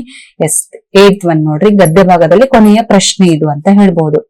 ಇದನ್ನು ವ್ಯಾಕರಣಾಂಶಕ್ಕೆ ಸಂಬಂಧಪಟ್ಟಿದೆ. ತರುವಾಯ ಎಂಬ ಪದವು ಈ ವ್ಯಾಕರಣಾಂಶಕ್ಕೆ ಉದಾಹರಣೆಯಾಗಿದೆ. ತರುವಾಯ ಅನ್ನುವಂತಹ ಒಂದು ಈ ಪದ ಏನೈತಲ್ಲ, ಯಾವ ವ್ಯಾಕರಣಾಂಶಕ್ಕೆ ಉದಾಹರಣೆಯಾಗಿದೆ ಅಂತ ಕೇಳ್ತಾ ಇದ್ದಾರೆ. ಇದಕ್ಕೆ ಆನ್ಸರ್ ಹೇಳ್ಬಿಡ್ತೀನಿ ನಾನು. ಸೊ ಆಮೇಲೆ ನೋಡೋಣ ಅದ್ರದ್ದು ಏನಿದೆ ಅಂತಂದು. ಸೊ ಆನ್ಸರ್ ಬಂದು ಇದ್ರದ್ದು ಯಾವುದು ಅಂತಂದಾಗ ಸಾಮಾನ್ಯ ಅರ್ಥಕಾವ್ಯ ಅಂತಂದು ನಾವು ಕರಿತೀವಿ. ಏನು, ಸಾಮಾನ್ಯ ಅರ್ಥಕಾವ್ಯ ಅಂತಂದು ನಾವು ಇದನ್ನ ಹೇಳ್ತೀವಿ. ತರುವಾಯ ಎಂಬ ಪದವು ಈ ವ್ಯಾಕರಣಾಂಶಕ್ಕೆ ಉದಾಹರಣೆಯಾಗಿದೆ ಅಂತಂದ್ರೆ ಸಾಮಾನ್ಯ ಅರ್ಥಕಾವ್ಯ ಯಾವುದು, ತರುವಾಯ ಅಂತಂದು. ಸೊ ಹಾಗಾದ್ರೆ ಇನ್ನೂ 4 ಆಪ್ಷನ್ಸ್ ಬಗ್ಗೆ ನಮ್ಗೆ ಗೊತ್ತಾಗ್ಬೇಕಲ್ಲ. ಹೌದಾ, ಸೊ ಇದರಲ್ಲಿ ತರುವಾಯ ಎನ್ನುವಂಥದ್ದು ಒಂದು ವರ್ಡ್ ಕೊಟ್ಟು ಇದು ಯಾವ ಒಂದು ವ್ಯಾಕರಣಾಂಶಕ್ಕೆ ಪದವಾಗಿದೆ ಅಂತ ಕೇಳಿದ್ರು. ಆದ್ರೆ ಅವಧಾರಣ ವಾಕ್ಯ ಅವ್ಯಯ ಅಥವಾ ಕ್ರಿಯಾರ್ಥಕಾವ್ಯ, ಸಂಬಂಧಾರ್ಥಕಾವ್ಯ, ಸೊ ಅಂತಂದಾಗ ನಮ್ಗೆ ಗೊತ್ತಾಗಬೇಕು. ಹೌದಾ, ನೋಡ್ರಿ, ಒಂದೊಂದ್ರ ಬಗ್ಗೆನೇ ಇದೆ, ನಾನು ಹೇಳ್ತಾ ಹೋಗ್ತೀನಿ, ಈಸಿಯಾಗಿ ಅರ್ಥ ಮಾಡ್ಕೊಡ್ರಿ. ಯಾಕಂದ್ರೆ ನೀವು ಇದಿಷ್ಟೇ 30 ಕ್ವಶನ್ಸ್ ಬಗ್ಗೆ ನೀವು ಒಂದ್ಸರಿ ನೀಟಾಗಿ ಕ್ಲಾಸ್ ಕೇಳಿದ್ರಿ ಅಂತಂದ್ರೆ, ಸೊ ಎಲ್ಲಾ ಒಂದು 4 ಆಪ್ಷನ್ಸ್ ಗಳ ಬಗ್ಗೆ ವಿವರಣೆಯನ್ನು ನಾನು ನೀಡ್ತಾ ಹೋಗ್ತೀನಿ. ಅವಾಗ ಈ ಕ್ವಶನ್ಸ್ ಅನ್ನ ಕೇಳೋದ್ರ ಬದಲಾಗಿ ಬೇರೆ ಅವಧಾರಣಾರ್ಥಕಾವ್ಯದ ಒಂದು ಆನ್ಸರ್ ಕೇಳಬಹುದಲ್ಲ ನಿಮ್ಗೆ. ಸೊ ಅದಕ್ಕೋಸ್ಕರ ನಾವು ಹಾಕಿರೋದಿಲ್ಲಿ ಅವಧಾರಣಾರ್ಥಕಾವ್ಯ ಅಂತಂದ್ರೆ ವ್ಯಾಕರಣದಲ್ಲಿರುವ ಒಂದಿಷ್ಟು ಪದಕ್ಕೆ, ಕಾರ್ಯಕ್ಕೆ ಅಥವಾ ವ್ಯಕ್ತಿಗೆ ಪ್ರತ್ಯೇಕ ವಸ್ತು ಜೋರಿನ ಸೂಚನೆ, ನಿಶ್ಚಿತತೆ ಅಥವಾ ವಿಶೇಷತೆ ತೋರಿಸಲು ಬಳಸುವಂತಹ ಒಂದು ಅವ್ಯಯಗಳನ್ನ ಅವಧಾರಣಾರ್ಥಕಾವ್ಯಗಳು ಎಂದು ನಾವು ಕರೆಯುತ್ತೇವೆ. ಓಕೆ, ಅರ್ಥ ಆಯ್ತಲ್ಲ. ಎಕ್ಸಾಂಪಲ್ ಹೇಳ್ತೀನಿ, ಅರ್ಥ ಆಗುತ್ತಾ. ಒಬ್ಬನೇ, ಇವನೇ, ಈಗಲೇ, ಕೇವಲ, ಮಾತ್ರ, ತಾನೇ, ಇಂತಹ ಒಂದು ಒತ್ತಿನ ಭಾವನೆಗಳು. ಇವನೇ ಮಾಡಿದ್ದು, ಈಗಲೇ ಬರ್ಬೇಕು, ಕೇವಲ ಇಷ್ಟೇ, ಮಾತ್ರ, ನಾನು ತಾನೇ. ಸೊ ಈ ತರ ನಾವು ಒಬ್ಬನೇ ಮಾತ್ರ ಇವತ್ತ ಟ್ಯೂಷನ್ ಬರ್ಬೇಕು. ಸೊ ಈ ತರ ನಾವು ಅವನ ಮೇಲೆ ಜೋರು ಸೂಚನೆಗಳನ್ನ, ಜೋರು ಹೊತ್ತುಗಳನ್ನ ನೀಡುವುದನ್ನ ನಾವು ಅವಧಾರಣಾರ್ಥಕಾವ್ಯ ಅಂತಂದು ಹೇಳ್ತೀವಿ. ಸೊ ಅರ್ಥ ಆಯ್ತು ಅನ್ಕೋತೀನಿ. ನೀಟಾಗಿ ಎಕ್ಸ್ಪ್ಲನೇಷನ್ ಅರ್ಥ ಮಾಡ್ಕೊಡ್ರಿ, ಯಾಕಂದ್ರೆ ಇದು ನೆಕ್ಸ್ಟ್ ಪೇಪರ್ ಅಲ್ಲಿ ಬೇಕಾದ್ರೂ ಕ್ವಶನ್ ಆಗಬಹುದು. ಓಕೆ, ನಾನೊಬ್ಬನೇ ಈ ಒಂದು ವ್ಯಾಕರಣಾಂಶ ಯಾವುದಕ್ಕೆ ಸಂಬಂಧಪಟ್ಟಿದೆ ಅಂತಂದ್ರೆ ಅವಧಾರಣಾರ್ಥಕಾವ್ಯ ಅಂತಂದು ನೀವು ಈ ತರ ಹೇಳ್ಬಹುದು. ಎಸ್, ಇಲ್ಲ ಐತ್ ನೋಡ್ರಿ, ಅವನೇ ತಾನೇ ಬರುತ್ತಾನೆ, ತಾನೇ ಅನ್ನೋದೇನಾಗುತ್ತೆ ಅಲ್ಲಿ ಅವಧಾರಣ ಆಗುತ್ತೆ. ಈ ಕೆಲಸವನ್ನು ನಾನು ಮಾತ್ರ, ಓಕೆ, ಅವಳು ಕೇವಲ, ಓಕೆ, ಒಂದು ಪುಸ್ತಕವೇ ತಂದಳು. ಸೊ ಈ ತರ ನಾವೇನ್ ಮಾಡ್ತೀವಿ, ಇಲ್ಲಿರ್ತಕ್ಕಂಥ ಕೇವಲ ಇದು ಯಾವ ಒಂದು ವ್ಯಾಕರಣಾಂಶಕ್ಕೆ ಸಂಬಂಧಪಟ್ಟಿದೆ ಅಂತ ಕೇಳಬಹುದು. ನೆಕ್ಸ್ಟ್ ಕ್ವಶನ್ಸ್ ಅವಧಾರಣಾರ್ಥಕಾವ್ಯ ಅಂತ ಹೇಳ್ಬೇಕಾಗತ್ತ. ಇಲ್ಲಿ ಈ ಕೆಲಸವನ್ನು ನಾನು ಮಾತ್ರ ಅಂತ ಕೇಳಿದಾಗ ನೀವು ನಾನು ಮಾತ್ರ ಅಂತ ಪೂರ್ತಿ ಹಾಕ್ಬಹುದು. ನಾನು ಮಾತ್ರ ಅಂತಂದಾಗ ಇದು ಯಾವ ಒಂದು ವ್ಯಾಕರಣಾಂಶಕ್ಕೆ ಸಂಬಂಧಪಟ್ಟಿದೆ ಅಂತ ಹೇಳಿದಾಗ ನೀವು ಹೇಳಕ್ಕೆ ಈಸಿ ಆಗಿರ್ಬೇಕು. ಯಾವುದು, ಅವಧಾರಣಾರ್ಥಕಾವ್ಯ ಅಂತಂದು ಈ ತರ ಕ್ವಶನ್ಸ್ ಗಳು ರೈಸ್ ಆಗ್ತಾ ಇರ್ತವೆ. ಎಸ್, ಕ್ರಿಯಾರ್ಥಕಾವ್ಯ ಅದರಲ್ಲಿನೇ ಇರ್ತಕ್ಕಂಥದ್ದು ಇನ್ನೊಂದು ಯಾವುದು, ಕ್ರಿಯಾರ್ಥಕ ಅವ್ಯಯ ಅಂತ ಹೇಳ್ತೀವಿ. ಪೂರ್ಣಾರ್ಥದಲ್ಲಿ ಇದೆ. ಇಲ್ಲಿ ವಾಕ್ಯದಲ್ಲಿ ನಡೆಯುವ ಕ್ರಿಯೆಯ ವಿಧಾನ, ಸ್ಥಿತಿ, ಸ್ವಭಾವ, ರೀತಿ, ಗುಣ, ವೇಗ, ಭಾವ ಇವುಗಳನ್ನು ಸೂಚಿಸುವ ಅವ್ಯಯಗಳನ್ನ ನಾವು ಕ್ರಿಯಾರ್ಥಕ ಅವ್ಯಯಗಳು ಎಂದು ಕರೆಯುತ್ತೇವೆ. ಅಂದ್ರೆ ಇಲ್ಲಿ ಏನಂತಂದ್ರೆ ನಿಮ್ಗೆ ಇಂಗ್ಲಿಷ್ ಗೊತ್ತಿತ್ತು ಅಂದ್ರೆ ವರ್ಬ್ ಆಡ್ವರ್ಬ್ ಓದ್ತೀವಲ್ಲ ಅದೇ ತರನೇ ಇಲ್ಲಿನೂ ಇರುತ್ತೆ. ಕ್ರಿಯೆ ಅಂತಂದ್ರೆ ಮಾಡು, ಯಾವ ರೀತಿ ನಿಧಾನವಾಗಿ ಮಾಡು. ಹೋಗು ಅಂದ್ರೆ ಕ್ರಿಯೆ, ನಿಧಾನವಾಗಿ ಅವ್ನು ಹೆಂಗ್ ಹೋದ, ನಿಧಾನವಾಗಿ ಹೋದ. ಸೊ ಈ ರೀತಿ ಪದಗಳು ಬಂದಾಗ ನಾವು ಅವುಗಳನ್ನ ಕ್ರಿಯಾರ್ಥ ಕಾವ್ಯ ಅಂತಂದು ಸೂಚಿಸಬಹುದು ಅಂತಂದು. ಹೇಗೆ, ವಾಗಿ, ಕ್ರಿಯಾರ್ಥ ಕಾವ್ಯಗಳಲ್ಲಿ ನೋಡ್ತೀವಿ. ಉದಾಹರಣೆ ನೋಡಿ, ನಿಧಾನವಾಗಿ, ಹೌದಾ. ಸೊ ನಾವೇನ್ ಹೇಳ್ತೀವಿ ಇಲ್ಲಿ, ನಿಧಾನವಾಗಿ, ರೈಟ್. ನೋಡ್ರಿ, ನಿಧಾನವಾಗಿ, ಬೇಗನೆ, ಜೋರಾಗಿ, ಶಾಂತವಾಗಿ, ಓಕೆ. ಬೇಕು, ಬೇಡ, ಅಲ್ಲ, ಹೌದು, ಉಂಟು, ಓಕೆ. ಇವೆಲ್ಲ ಕ್ರಿಯಾರ್ಥ ಕಾವ್ಯಗಳಲ್ಲಿ ನಾವು ನೋಡ್ತಾ ಹೋಗ್ತೀವಿ ಅಂತಂದು. ಮಾತನಾಡಿದಳು ಹೇಗೆ, ನಿಧಾನವಾಗಿ, ಓಕೆ. ಅವನು ಬೇಗನೆ ಓಡಿದ, ನೋಡ್ರಿ, ಓಡಿದನು ಹೇಗೆ, ಬೇಗನೆ, ಓಕೆ. ಈ ತರ ನಾನು ಹೇಳಿದ್ನಲ್ಲ ಎಡಿವರ್ಬ್ ಅಲ್ಲಿ ನಾವು ಹೇಳ್ತೀವಲ್ಲ ಆ ತರ. ಸೊ ಮಾತನಾಡು, ಟಾಕ್, ಹೇಗ್ ಮಾತಾಡು, ಸ್ಲೋಲಿ ಟಾಕ್, ಓಕೆ. ಸೊ ಈ ತರ ನಿಧಾನವಾಗಿ ಮಾತನಾಡಿದಳು, ಈ ತರ ನಾವು ಅಲ್ಲಿ ಹೇಳ್ಬಹುದು. ಸೊ ನೆಕ್ಸ್ಟ್ ಕ್ರಿಯಾರ್ಥಕವಾಗಿ ಕೇಳಬಹುದು. ಈಗ ಸಾಮಾನ್ಯ ಅವೇ ಕೇಳಿದರೆ ನೆಕ್ಸ್ಟ್ ಅಲ್ಲಿ ಅವಧಾರಣಾ ವಾಕ್ಯನು ಕೇಳಬಹುದು, ಕ್ರಿಯಾರ್ಥ ಕಾವ್ಯನು ಕೇಳಬಹುದು. ಅವಧಾರಣಾರ್ಥ ಕಾವ್ಯ ಅಂತಂದ್ರೆ ನಿಮ್ಗೆ ಗೊತ್ತಾಯ್ತು ಅನ್ಕೊಂಡಿನ, ಅವ್ರ ಮೇಲೆ ಏನು ಒತ್ತಾಸೆ ಮಾಡೋದು, ನಾನು ಮಾತ್ರ, ಕೇವಲ, ಈ ತರ ಹೇಳ್ತೀವಿ. ಕ್ರಿಯಾರ್ಥ ಕಾವ್ಯದಲ್ಲಿ ಕ್ರಿಯೆ ಹೇಗೆ ನಡೀತಾ ಇದೆ ಅನ್ನೋದ್ರ ಬಗ್ಗೆ ನಾವು ಹೇಳ್ಬೇಕಷ್ಟೇ. ಏನು, ಕ್ರಿಯಾಪದ ಅಂದ್ರೆ ನಿಮ್ಗೆ ಗೊತ್ತಿರುತ್ತೆ, ಹೌದಾ. ಆ ಕ್ರಿಯೆ ಯಾವ ಒಂದು ರೀತಿಯಲ್ಲಿ ನಡೀತಾ ಇದೆ, ಯಾವ ಸ್ಥಿತಿಯಲ್ಲಿ ನಡೀತಾ ಇದೆ, ಯಾವ ಸ್ವಭಾವದಲ್ಲಿ ನಡೀತಾ ಇದೆ. ಸೊ ಅದನ್ನ ನಾವಲ್ಲಿ ಹೇಳ್ಬೇಕಾಗತ್ತೆ. ಅದನ್ನ ನಾವು ಕ್ರಿಯಾರ್ಥ ಕಾವ್ಯ ಅಂತಂದು ನಾವು ಹೇಳ್ತೀವಿ. ನೋಡು, ಇವರಿಂದೆಲ್ಲ ಮಕ್ಕಳು ಜೋರಾಗಿ ನಕ್ಕರು ಅಂತ ಹೇಳ್ತೀವಿ. ಇಲ್ಲೇನು, ಜೋರಾಗಿ ಅನ್ನೋದು ಏನಾಗುತ್ತೆ, ಕ್ರಿಯಾರ್ಥ ಕಾವ್ಯ ಆಗುತ್ತೆ. ಅರ್ಥ ಆಯ್ತು ಅಂತ ಅನ್ಕೋತೇನೆ. ಎಸ್, ಇನ್ನೊಂದಿದೆ ಅದರಲ್ಲಿ, ಅದೇ ಆಪ್ಷನ್ಸ್ ಅಲ್ಲಿ ಸಂಬಂಧಾರ್ಥ ಕಾವ್ಯ ಅಂತಂದು. ಇದು ಯಾವ ತರ ಸಂಬಂಧಾರ್ಥ ಕಾವ್ಯ ಅಂತಂದ್ರೆ, ವಾಕ್ಯದಲ್ಲಿರುವ ಎರಡು ಘಟನೆಗಳು, ಎರಡು ವಾಕ್ಯಗಳು ಅಥವಾ ಎರಡು ಕ್ರಿಯೆಗಳ ಮಧ್ಯೆ ಸಂಬಂಧ, ಸಂಪರ್ಕ, ಕಾರಣ, ಕಾರ್ಯ, ಹೋಲಿಕೆ, ವಿರೋಧ, ಷರತ್ತು ಇತ್ಯಾದಿ ತೋರಿಸುವ ಅನ್ಯ ಪದಗಳನ್ನು ಸಂಬಂಧಾರ್ಥ ಕಾವ್ಯಗಳು ಎಂದು ಕರೆಯುತ್ತೇವೆ. ಸೊ ಉದಾಹರಣೆಗಳ ಜೊತೆಗೆ ನೋಡಿದ್ರೆ ನಿಮ್ಗೆ ಈಸಿಯಾಗಿ ಅರ್ಥ ಆಗುತ್ತೆ. ಯಾವುದೇ ಲ್ಯಾಂಗ್ವೇಜ್ ಆಗಿರ್ಬೋದು. ಎಕ್ಸಾಂಪಲ್, ಇಟ್ಸ್ ವೆರಿ ಇಂಪಾರ್ಟೆಂಟ್ ಅಂತ ಹೇಳ್ತೀನಿ. ಉದಾಹರಣೆಗಳು, ಅವನು ಬಾರದಿದ್ದನು, ಆದ್ದರಿಂದ ಕಾರ್ಯ ಮುಂದೂಡಲಾಯಿತು, ಇಷ್ಟನೇ, ಓಕೆ. ಸೊ ಅಂದ್ರೆ ಇಲ್ಲೇನು, ಆದ್ದರಿಂದ ಅಂತ ಹೇಳ್ತೀವಿ, ಸಂಬಂಧವನ್ನ ಸೂಚಿಸ್ತದೆ. ಇಲ್ಲಿ ಎರಡು ವಾಕ್ಯಗಳಿದಾವೆ, ಹೌದಲ್ಲ. ಎರಡು ಯಾವನು, ಅವನು ಬಾರದಿದ್ದನು, ಇನ್ನೊಂದು ಮುಂದೂಡಲಾಯಿತು. ಇವೆರಡು ಪದಗಳಿದಾವೆ, ಇವೆರಡು ವಾಕ್ಯಗಳಿದಾವೆ. ಅಲ್ಲಿ ಅವೆರಡನ್ನ ಜೋಡಣೆ ಮಾಡ್ತಿರೋದು ಯಾವುದು, ಆದ್ದರಿಂದ, ಮತ್ತು, ಆದರೆ, ಓಕೆ. ಸೊ ಇವುಗಳನ್ನ ನಾವೇನಂತ ಕರಿತೀವಿ, ಸಂಬಂಧವನ್ನ, ಎರಡು ವಾಕ್ಯಗಳ ಮಧ್ಯೆ ಸಂಬಂಧವನ್ನ ಸೂಚಿಸುವುದೇ ಹೆಸರಲ್ಲೇ ಇದೆ, ಹೌದಲ್ವಾ. ನೋಡ್ರಿ, ಅವಳಿಗೆ ತಿಳಿದರು, ಅವಳು ಹೇಳಲಿಲ್ಲ, ಓಕೆ. ಅವಳಿಗೆ ತಿಳಿದರು, ಏನಾಯ್ತು, ಅವಳು ಹೇಳಲಿಲ್ಲ. ಮಳೆ ಬಂದರೆ ನಾವು ಹೊರಗೆ ಹೋಗುವುದಿಲ್ಲ, ಓಕೆ. ಸೊ ಇಲ್ಲೇನಾಯ್ತು ಅಂತಂದ್ರೆ, ನಾವು ಅಥವಾ ಮಳೆ ಬಂದರೆ, ಎರಡು ಅದವಲ್ಲ ವಾಕ್ಯಗಳು. ಮಳೆ ಬಂದರೆ ನಾವು ಏನಾಗಲ್ಲ, ಹೊರಗೆ ಹೋಗುವುದಿಲ್ಲ. ಕಾರಣವನ್ನ ಸೂಚಿಸ್ತಾ ಇದೆ, ವಿರೋಧವನ್ನ ವ್ಯಕ್ತಪಡಿಸ್ತಾ ಇದೆ, ಓಕೆ. ಸಂಪರ್ಕವನ್ನ ಇಲ್ಲಿ ಸೂಚಿಸ್ತಾ ಇದೆ ಅಂತಂದು. ಸೊ ಈ ರೀತಿಯಲ್ಲಿ ನಾವೇನ್ ಮಾಡ್ತೀವಿ, ಸಂಬಂಧಾರ್ಥ ಕಾವ್ಯವನ್ನ ನೋಡ್ತೀವಿ ಅಂತಂದು. ನೋಡ್ರಿ, ಸಾಮಾನ್ಯ ಅವೇನೇ ಆನ್ಸರ್ ಇದಕ್ಕೆ, ಹೌದಲ್ವಾ. ಯಾವುದಕ್ಕೆ, ತರುವಾಯ ಅನ್ನೋದಕ್ಕೆ ಸಾಮಾನ್ಯ ಅರ್ಥ ಕಾವ್ಯನೇ ಒಂದು ಉತ್ತರವಾಗಿತ್ತು. ಹಂಗಂದ್ರೆ ಏನು ಅಂತ ನಮ್ಗೆ ಗೊತ್ತಾಗ್ಬೇಕು. ಕ್ರಿಯೆ, ಸ್ಥಿತಿ ಅಥವಾ ಘಟನೆಗಳ ಬಗ್ಗೆ ಸಾಮಾನ್ಯವಾಗಿ ಸರಾಸರಿ ರೀತಿಯಲ್ಲಿ ವಿಶಿಷ್ಟ ಒತ್ತಿಲ್ಲದೆ ಸಾಮಾನ್ಯ ಅರ್ಥವನ್ನು ನೀಡುವ ಅವ್ಯಯಗಳನ್ನ ನಾವು ಸಾಮಾನ್ಯ ಅರ್ಥ ಕಾವ್ಯಗಳು ಎಂದು ಕರೆಯುತ್ತೇವೆ. ನೋಡ್ರಿ, ಸ್ಥಳ ಆಗಿರ್ಬೋದು, ಕಾಲ ಆಗಿರ್ಬೋದು, ಅಥವಾ ರೀತಿ ಆಗಿರ್ಬೋದು, ಓಕೆ. ಸ್ಥಳ ಅಂದ್ರೆ ಇಲ್ಲಿ, ಅಲ್ಲಿ, ಎಲ್ಲೆಡೆ, ಬಳಿ, ಮುಂದೆ ಅಂತ ಹೇಳ್ತೀವಿ. ಕಾಲ ಅಂದ್ರೆ ಇಂದು, ನಿನ್ನೆ, ನಾಳೆ, ಈಗ, ಆಮೇಲೆ ಅಂತ ಈಗೆಲ್ಲ ಹೇಳ್ತೀವಿ, ತಕ್ಷಣ ಅಂತ ಹೇಳ್ತೀವಿ, ಓಕೆ. ರೀತಿ ಅಂದ್ರೆ ನಿಧಾನವಾಗಿ, ಎಸ್, ಏನಿದೆ ಇಲ್ಲಿ, ರೀತಿ ಅಂದ್ರೆ ನಿಧಾನವಾಗಿ, ಬೇಗನೆ, ಚೆನ್ನಾಗಿ, ಜೋರಾಗಿ, ಶಾಂತವಾಗಿ, ಎಚ್ಚರಿಕೆಯಿಂದ, ಸುದ್ದಿಯಾಗಿ, ಓಕೆ. ಕಾಲಕ್ಕೆ ಅಂತಂದಾಗ, ಓಕೆ. ರೀತಿಯಲ್ಲಿ ಅಂತಂದು ನಾವು ಹೇಳಿದಾಗ, ರೀತಿ ಅಂದ್ರೆ ಯಾವ ರೀತಿಯಲ್ಲಿ ಮಾತನಾಡಿದ್ರು, ಯಾವ ರೀತಿ ಮಾತನಾಡಿದ್ರು, ನಿಧಾನವಾಗಿ ಮಾತನಾಡಿದ್ರು. ಹೋದ್ರು, ಯಾವ ರೀತಿ ಹೋದ್ರು, ಬೇಗನೆ ಹೋಗ್ಬಿಟ್ರು, ಓಕೆ. ಚೆನ್ನಾಗಿ, ಯಾವ ರೀತಿ ಬಂದ್ರು, ಚೆನ್ನಾಗಿ, ಯಾವ ರೀತಿ ತಿಂದ್ರು, ಚೆನ್ನಾಗಿ ತಿಂದ್ರು ಅಂತ ಹೇಳ್ತೀವಿ, ಓಕೆ. ಈ ರೀತಿಯಲ್ಲಿ ನಾವು ಹೇಳೋದು ಅಂತಂದ್ರೆ ಅದು ಸಾಮಾನ್ಯ ವಾಕ್ಯದಲ್ಲಿ ಬರುತ್ತೆ ಅಂತಂದು ಹೇಳ್ತೀವಿ. ಇದು ಯಾವುದು, ಸಾಮಾನ್ಯ ಅರ್ಥ ಕಾವ್ಯ ಅಂತಂದು ನಾವು ಕರಿತೀವಿ. ಸೊ ನೀವೇನ್ ಮಾಡ್ಬೇಕು, ಒಂದ್ಸರಿ ಆ 4 ಆಪ್ಷನ್ಸ್ ಗಳನ್ನ ಓದ್ಕೊಡ್ರಿ ನೀಟಾಗಿ. ಮತ್ತೊಂದ್ಸರಿ ಕ್ಲಾಸಸ್ ಅನ್ನ ಕೇಳ್ರಿ, ಈಸಿಯಾಗಿ ಅರ್ಥ ಆಗುತ್ತೆ. ಇನ್ನು ಮುಂದೆ ಇನ್ನೂ ನೀಟಾಗಿ ಎಕ್ಸ್ಪ್ಲನೇಷನ್ಸ್ ಗಳನ್ನ ಪ್ರತಿಯೊಂದು ಕ್ವಶನ್ಸ್ಗೂ ಕೊಡ್ತಾ ಹೋಗಿದೀವಿ. ಎಸ್, ನೆಕ್ಸ್ಟ್ ಒನ್ ಯಾವುದು ಅಂತಂದ್ರೆ 16ನೇ ಕ್ವಶನ್ಸ್ ಇದೆ ನೋಡ್ರಿ. 16th ಕ್ವಶನ್ ಪೇಪರ್ ಅಲ್ಲಿ ಇದೇ ಇದೆ ನಿಮ್ಗೆ. 2024 ಕ್ವಶನ್ ಪೇಪರ್ ಇತ್ತು ಅಂದ್ರೆ 16ನೇ ಕ್ವಶನ್ ಪೇಪರ್ ಇದೇ ಇರುತ್ತೆ. ಕಾರವಾರದಲ್ಲಿ ಮಲೇರಿಯಾ ಹಬ್ಬಿ ವೀರೇಶ್ವರ ಪಾಠಕ್ರವರ ಆರೋಗ್ಯದ ಮೇಲೆ ದುಷ್ಪರಿಣಾಮ ಬೀರಿ ಅವರು ಅಲ್ಲಿಂದ ವರ್ಗಾವಣೆ ಹೊಂದುವಂತೆ ಆಯಿತು. ಈ ವ್ಯಾಖ್ಯೆ ಯಾವ ರೀತಿಯಾದಂತ ಒಂದು ವ್ಯಾಖ್ಯೆ ಅಂತಂದು ಇದೇ ತರ ಎಕ್ಸಾಂಪಲ್ಸ್ ಗಳು ಕೊಡ್ತಾರೆ. ಫಿಕ್ಸ್ ಕ್ವಶನ್ಸ್ ಇರ್ತವೆ, ತಲೆಯಲ್ಲಿಡ್ರಿ. ಅದಕ್ಕೆ ನಾವು ಫಸ್ಟ್ ಈ 30 ಕ್ವಶನ್ಸ್ ಗಳನ್ನ ನೀವು ಕರೆಕ್ಟ್ ಆಗಿ ಅರ್ಥ ಮಾಡ್ಕೊಂಡ್ರೆ ಪ್ರತಿಯೊಂದು ಕ್ವಶನ್ಸ್ ಪೇಪರ್ ಅಲ್ಲಿ ಈಸಿಯಾಗಿ ನೀವೇ ಆನ್ಸರ್ ಮಾಡಬಹುದು. ಇದ್ರಲ್ಲಿ ಬಂದು ಯಾವುದು 16th ಕ್ವಶನ್ಸ್ ದಲ್ಲಿ ನಿಮ್ಗೆ ಆನ್ಸರ್ ಬಂದು ಸಾಮಾನ್ಯ ವ್ಯಾಖ್ಯೆ ಅಂತ ಹೇಳ್ತೀವಿ. ಓಕೆ, ಸಾಮಾನ್ಯ ವ್ಯಾಖ್ಯೆ ಅಂತಂದು ಕರಿತೀವಿಲ್ಲ, ಇದು ನೋಡ್ರಿ ಸೆಕೆಂಡ್ ಒನ್. Okay, answer. ಕಾರವಾರದಲ್ಲಿ ಮಲೇರಿಯಾ ಹಬ್ಬಿ ವೀರೇಶ್ವರ್ ಪಾಠಕ್ರವರು ಏನ್ ಮಾಡ್ತಾರೆ, ವರ್ಗಾವಣೆ ಹೊಂದ್ತಾರೆ ಅಂತಂದು ಈ ವಾಕ್ಯವನ್ನ ನಾವು ಸಾಮಾನ್ಯ ವಾಕ್ಯ ಅಂತ ಕರಿತೀವಿ. ಪ್ರಶ್ನಾರ್ಥಕ ವಾಕ್ಯ, ಮಿಶ್ರ ವಾಕ್ಯ, ಸಂಯೋಜಿತ ವಾಕ್ಯ ಅಂದ್ರೆ ಏನಂತ ನಮ್ಗೆ ಗೊತ್ತಾಗ್ಬೇಕು. ಎಸ್, ಸಾಮಾನ್ಯ ವಾಕ್ಯ ಇಲ್ಲ ಇದು ನೋಡ್ರಿ.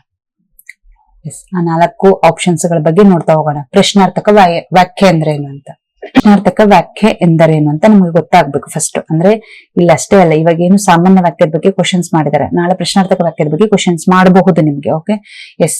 ಪ್ರಶ್ನೆಯನ್ನು ಕೇಳುವ ಉತ್ತರವನ್ನು ಅಪೇಕ್ಷಿಸುವ ವ್ಯಾಖ್ಯೆಗಳು ಏನಾಗಿರ್ತವೆ, ಪ್ರಶ್ನಾರ್ಥಕ ವ್ಯಾಖ್ಯೆ. ನಾನು ಪ್ರಶ್ನೆ ಕೇಳಿದೆ ಉತ್ತರ ಹೇಳ್ಬೇಕಲ್ಲ, ಸೊ ಅದನ್ನ ನಾವೇನಂತ ಹೇಳ್ತೀವಿ, ಪ್ರಶ್ನಾರ್ಥಕ. ಅಂದ್ರೆ ಆ ರೀತಿ ಕೇಳುವ ರೀತಿಯಲ್ಲಿ ಇರ್ಬೇಕು.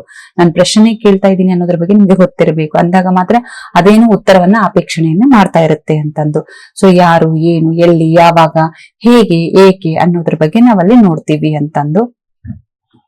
ನಿನ್ನ ಹೆಸರೇನು, ಅವನು ಎಲ್ಲಿ ಹೋಗಿದ್ದ, ನೀನು ಹೇಗೆ ಬಂದೆ, ಇವೆಲ್ಲ ಯಾವ ರೀತಿಯಾದಂತ ಒಂದು ಪ್ರಶ್ನೆ ಅಥವಾ ಯಾವ ರೀತಿಯಾದಂತ ಒಂದು ವಾಕ್ಯವನ್ನ ಸೂಚಿಸುತ್ತೆ ಅಂತಂದ್ರೆ ಪ್ರಶ್ನಾರ್ಥಕ ವಾಕ್ಯವನ್ನ ಸೂಚಿಸುತ್ತೆ ಅಂತಂದು ನಮಗೆ ಗೊತ್ತಿರಬೇಕು ಅಂತಂದು. ಅಲ್ಲಿ ಒಂದು ಕ್ವಶನ್ಸ್ ಅನ್ನ ಆ ತರನೇ ರೈಸ್ ಮಾಡಿದ್ದಾರೆ, ಹೌದಾ. ಸೊ ಅದನ್ನು ಹೇಳ್ತೀನಿ ಇವಾಗ ನಾನು. ಪ್ರಶ್ನೆಯನ್ನು ಕೇಳುವ ಉತ್ತರವನ್ನು ಅಪೇಕ್ಷಿಸುವ ಒಂದು ವಾಕ್ಯವನ್ನೇ ನಾವು ಪ್ರಶ್ನಾರ್ಥಕ ವಾಕ್ಯ ಅಂತ ಹೇಳ್ತೀವಿ. ಅಲ್ಲಿ ಏನೇನ್ ಇರ್ಬೇಕು ನಿಮ್ಗೆ, ಯಾರು, ಏನು, ಎಲ್ಲಿ, ಯಾವಾಗ, ಹೇಗೆ, ಏಕೆ ಅನ್ನುವಂಥದ್ದು ಬಂದಿರ್ಬೇಕು. ಅಂದಾಗ ಮಾತ್ರ ಅದನ್ನು ನೀವು ಪ್ರಶ್ನಾರ್ಥಕ ವಾಕ್ಯ ಅಂತಂದು ಆರಾಮ್ಸೆ ಉತ್ತರ ಮಾಡಬಹುದು. Okay, yes. ಸಾಮಾನ್ಯ ವಾಕ್ಯ ನೋಡ್ರಿ. ಸಾಮಾನ್ಯ ವಾಕ್ಯ ಅಂತಂದಾಗ ಏನಾಗಿರುತ್ತೆ ನೋಡ್ರಿ, ಯಾವ ವಾಕ್ಯವು ಏನನ್ನಾದರೂ ಹೇಳುವುದು, ತಿಳಿಸುವುದು, ಸತ್ಯ, ಅಭಿಪ್ರಾಯ ಅಥವಾ ಮಾಹಿತಿಯನ್ನು ಹೇಳುವುದು ಹಾಗೂ ವಾಕ್ಯವು ಪೂರ್ಣ ವಿರಾಮನಲ್ಲಿ ಮುಕ್ತಾಯಗೊಳ್ಳುವುದು, ಅದನ್ನು ಸಾಮಾನ್ಯ ವ್ಯಾಖ್ಯೆ ಎಂದು ಕರೆಯುತ್ತೇವೆ. ನೋಡ್ರಿ, ಸಾಮಾನ್ಯ ವ್ಯಾಖ್ಯೆ ಅಂದ್ರೆ ಏನಂತ ಗೊತ್ತಾಯ್ತಲ್ಲ. ಯಾವ ವ್ಯಾಖ್ಯೆ ಏನನ್ನಾದರೂ ಹೇಳುವುದು, ತಿಳಿಸುವುದು, ಸತ್ಯ, ಅಭಿಪ್ರಾಯ ಅಥವಾ ಮಾಹಿತಿಯನ್ನು ಹೇಳುವುದನ್ನೇ ನಾವು ಸಾಮಾನ್ಯ ವ್ಯಾಖ್ಯೆ ಅಂತ ಹೇಳ್ತೀವಿ. ಉದಾಹರಣೆ ನೋಡ್ರಿ, ನಿಮ್ಗೆ ಈಸಿಯಾಗಿ ಅರ್ಥ ಆಗ್ಬಿಡುತ್ತೆ. ವಾಕ್ಯದಲ್ಲಿ ಪ್ರಶ್ನೆ ಇಲ್ಲ, ಆಜ್ಞೆ ಇಲ್ಲ, ಅಚ್ಚರಿಯೂ ಇಲ್ಲ, ಇದು ಖಂಡಿತ ಸಾಮಾನ್ಯ ವಾಕ್ಯ ಅಂತ ನಿಮ್ಗೆ ಪಕ್ಕ ಆಗ್ಬೇಕು. ಅಂದ್ರೆ ನಾನು ಪುಸ್ತಕ ಓದುತ್ತೇನೆ, ಇದು ಸಾಮಾನ್ಯ ವಾಕ್ಯ. ಇದು ಸ್ಟೇಟ್ಮೆಂಟ್ ಅಂತ ಹೇಳ್ತೀವಲ್ಲ ಆ ತರ. ಓಕೆ, ಮಾಹಿತಿ ಹೇಳುವುದು ಪ್ಲಸ್ ಪೂರ್ಣ ವಿರಾಮ ಅಲ್ಲಿ ಇರಬೇಕು ಅಂತಂದು. ನಾನು ಶಾಲೆಗೆ ಹೋಗುತ್ತಾ ಇದ್ದೀನಿ, ಇದು ಏನಾಗುತ್ತೆ, ಸಾಮಾನ್ಯ ವಾಕ್ಯ ಆಗುತ್ತೆ. ನಾನು ಮಾರುಕಟ್ಟೆಗೆ ಹೋಗುತ್ತೇನೆ, ಇದು ಸಾಮಾನ್ಯ ವಾಕ್ಯ ಆಗುತ್ತೆ. ಅಂದ್ರೆ ಅಲ್ಲೊಂದು ಸ್ಟೇಟ್ಮೆಂಟ್ ಅನ್ನ ನಾವು ಹೇಳ್ತೀವಿ. ಕೇವಲ ಇಲ್ಲಿ ಏನಾಗ್ತಿರ್ಬೇಕು, ಮಾಹಿತಿಯನ್ನು ಹೇಳೋದು ಮಾತ್ರ ಆಗಿರ್ಬೇಕು, ಮತ್ತೆ ಅದ್ರ ಜೊತೆಗೆ ಪೂರ್ಣ ವಿರಾಮನ ಹೊಂದಿರ್ಬೇಕು ಅಂತಂದು. ಸಿಂಪಲ್, ಹೌದಲ್ವಾ. ಸಾಮಾನ್ಯ ವಾಕ್ಯವನ್ನ ನಾವು ಈಸಿಯಾಗಿ ಐಡೆಂಟಿಫೈ ಮಾಡಬಹುದು. ಅಲ್ಲೆಲ್ಲ ಇರೋದು ಸಾಮಾನ್ಯ ವಾಕ್ಯನೇ ಇತ್ತು. ಬರೀ ನಾನು ಕ್ವಶನ್ಸ್ ಇನ್ನೊಂದ್ಸಲ ಓದಿ ಹೇಳ್ತೀನಿ ನಿಮ್ಗೆ.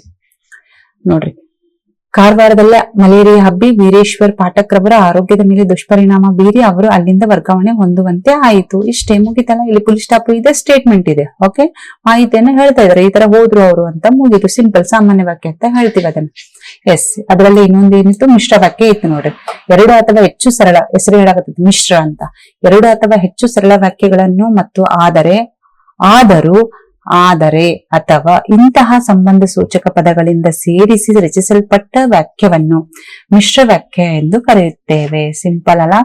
ಸೊ ನೋಡ್ರಿ, ಉದಾಹರಣೆ ಮತ್ತು, ಆದರೆ, ಆದರೂ ಅನ್ನುವಂತ ಒಂದು ಸಂಬಂಧಕಾರ್ಥಕವೇ ಇರಬೇಕು. ಯಾಕೆಂದರೆ, ಹೀಗೆ, ಏಕೆಂದರೆ, ಆದರೆ ಈ ಪದಗಳಲ್ಲಿ ಯಾವುದಾದರೂ ಒಂದು ಕಂಡ್ರೆ ನೀವು ಅದನ್ನ ಮಿಶ್ರ ವಾಕ್ಯ ಅಂತ ಐಡೆಂಟಿಫೈ ಮಾಡ್ಬೇಕು. ಓಕೆ, ಅವನು ಶಾಲೆಗೆ ಹೋದನು ಮತ್ತು ಪುಸ್ತಕವನ್ನು ತಂದನು.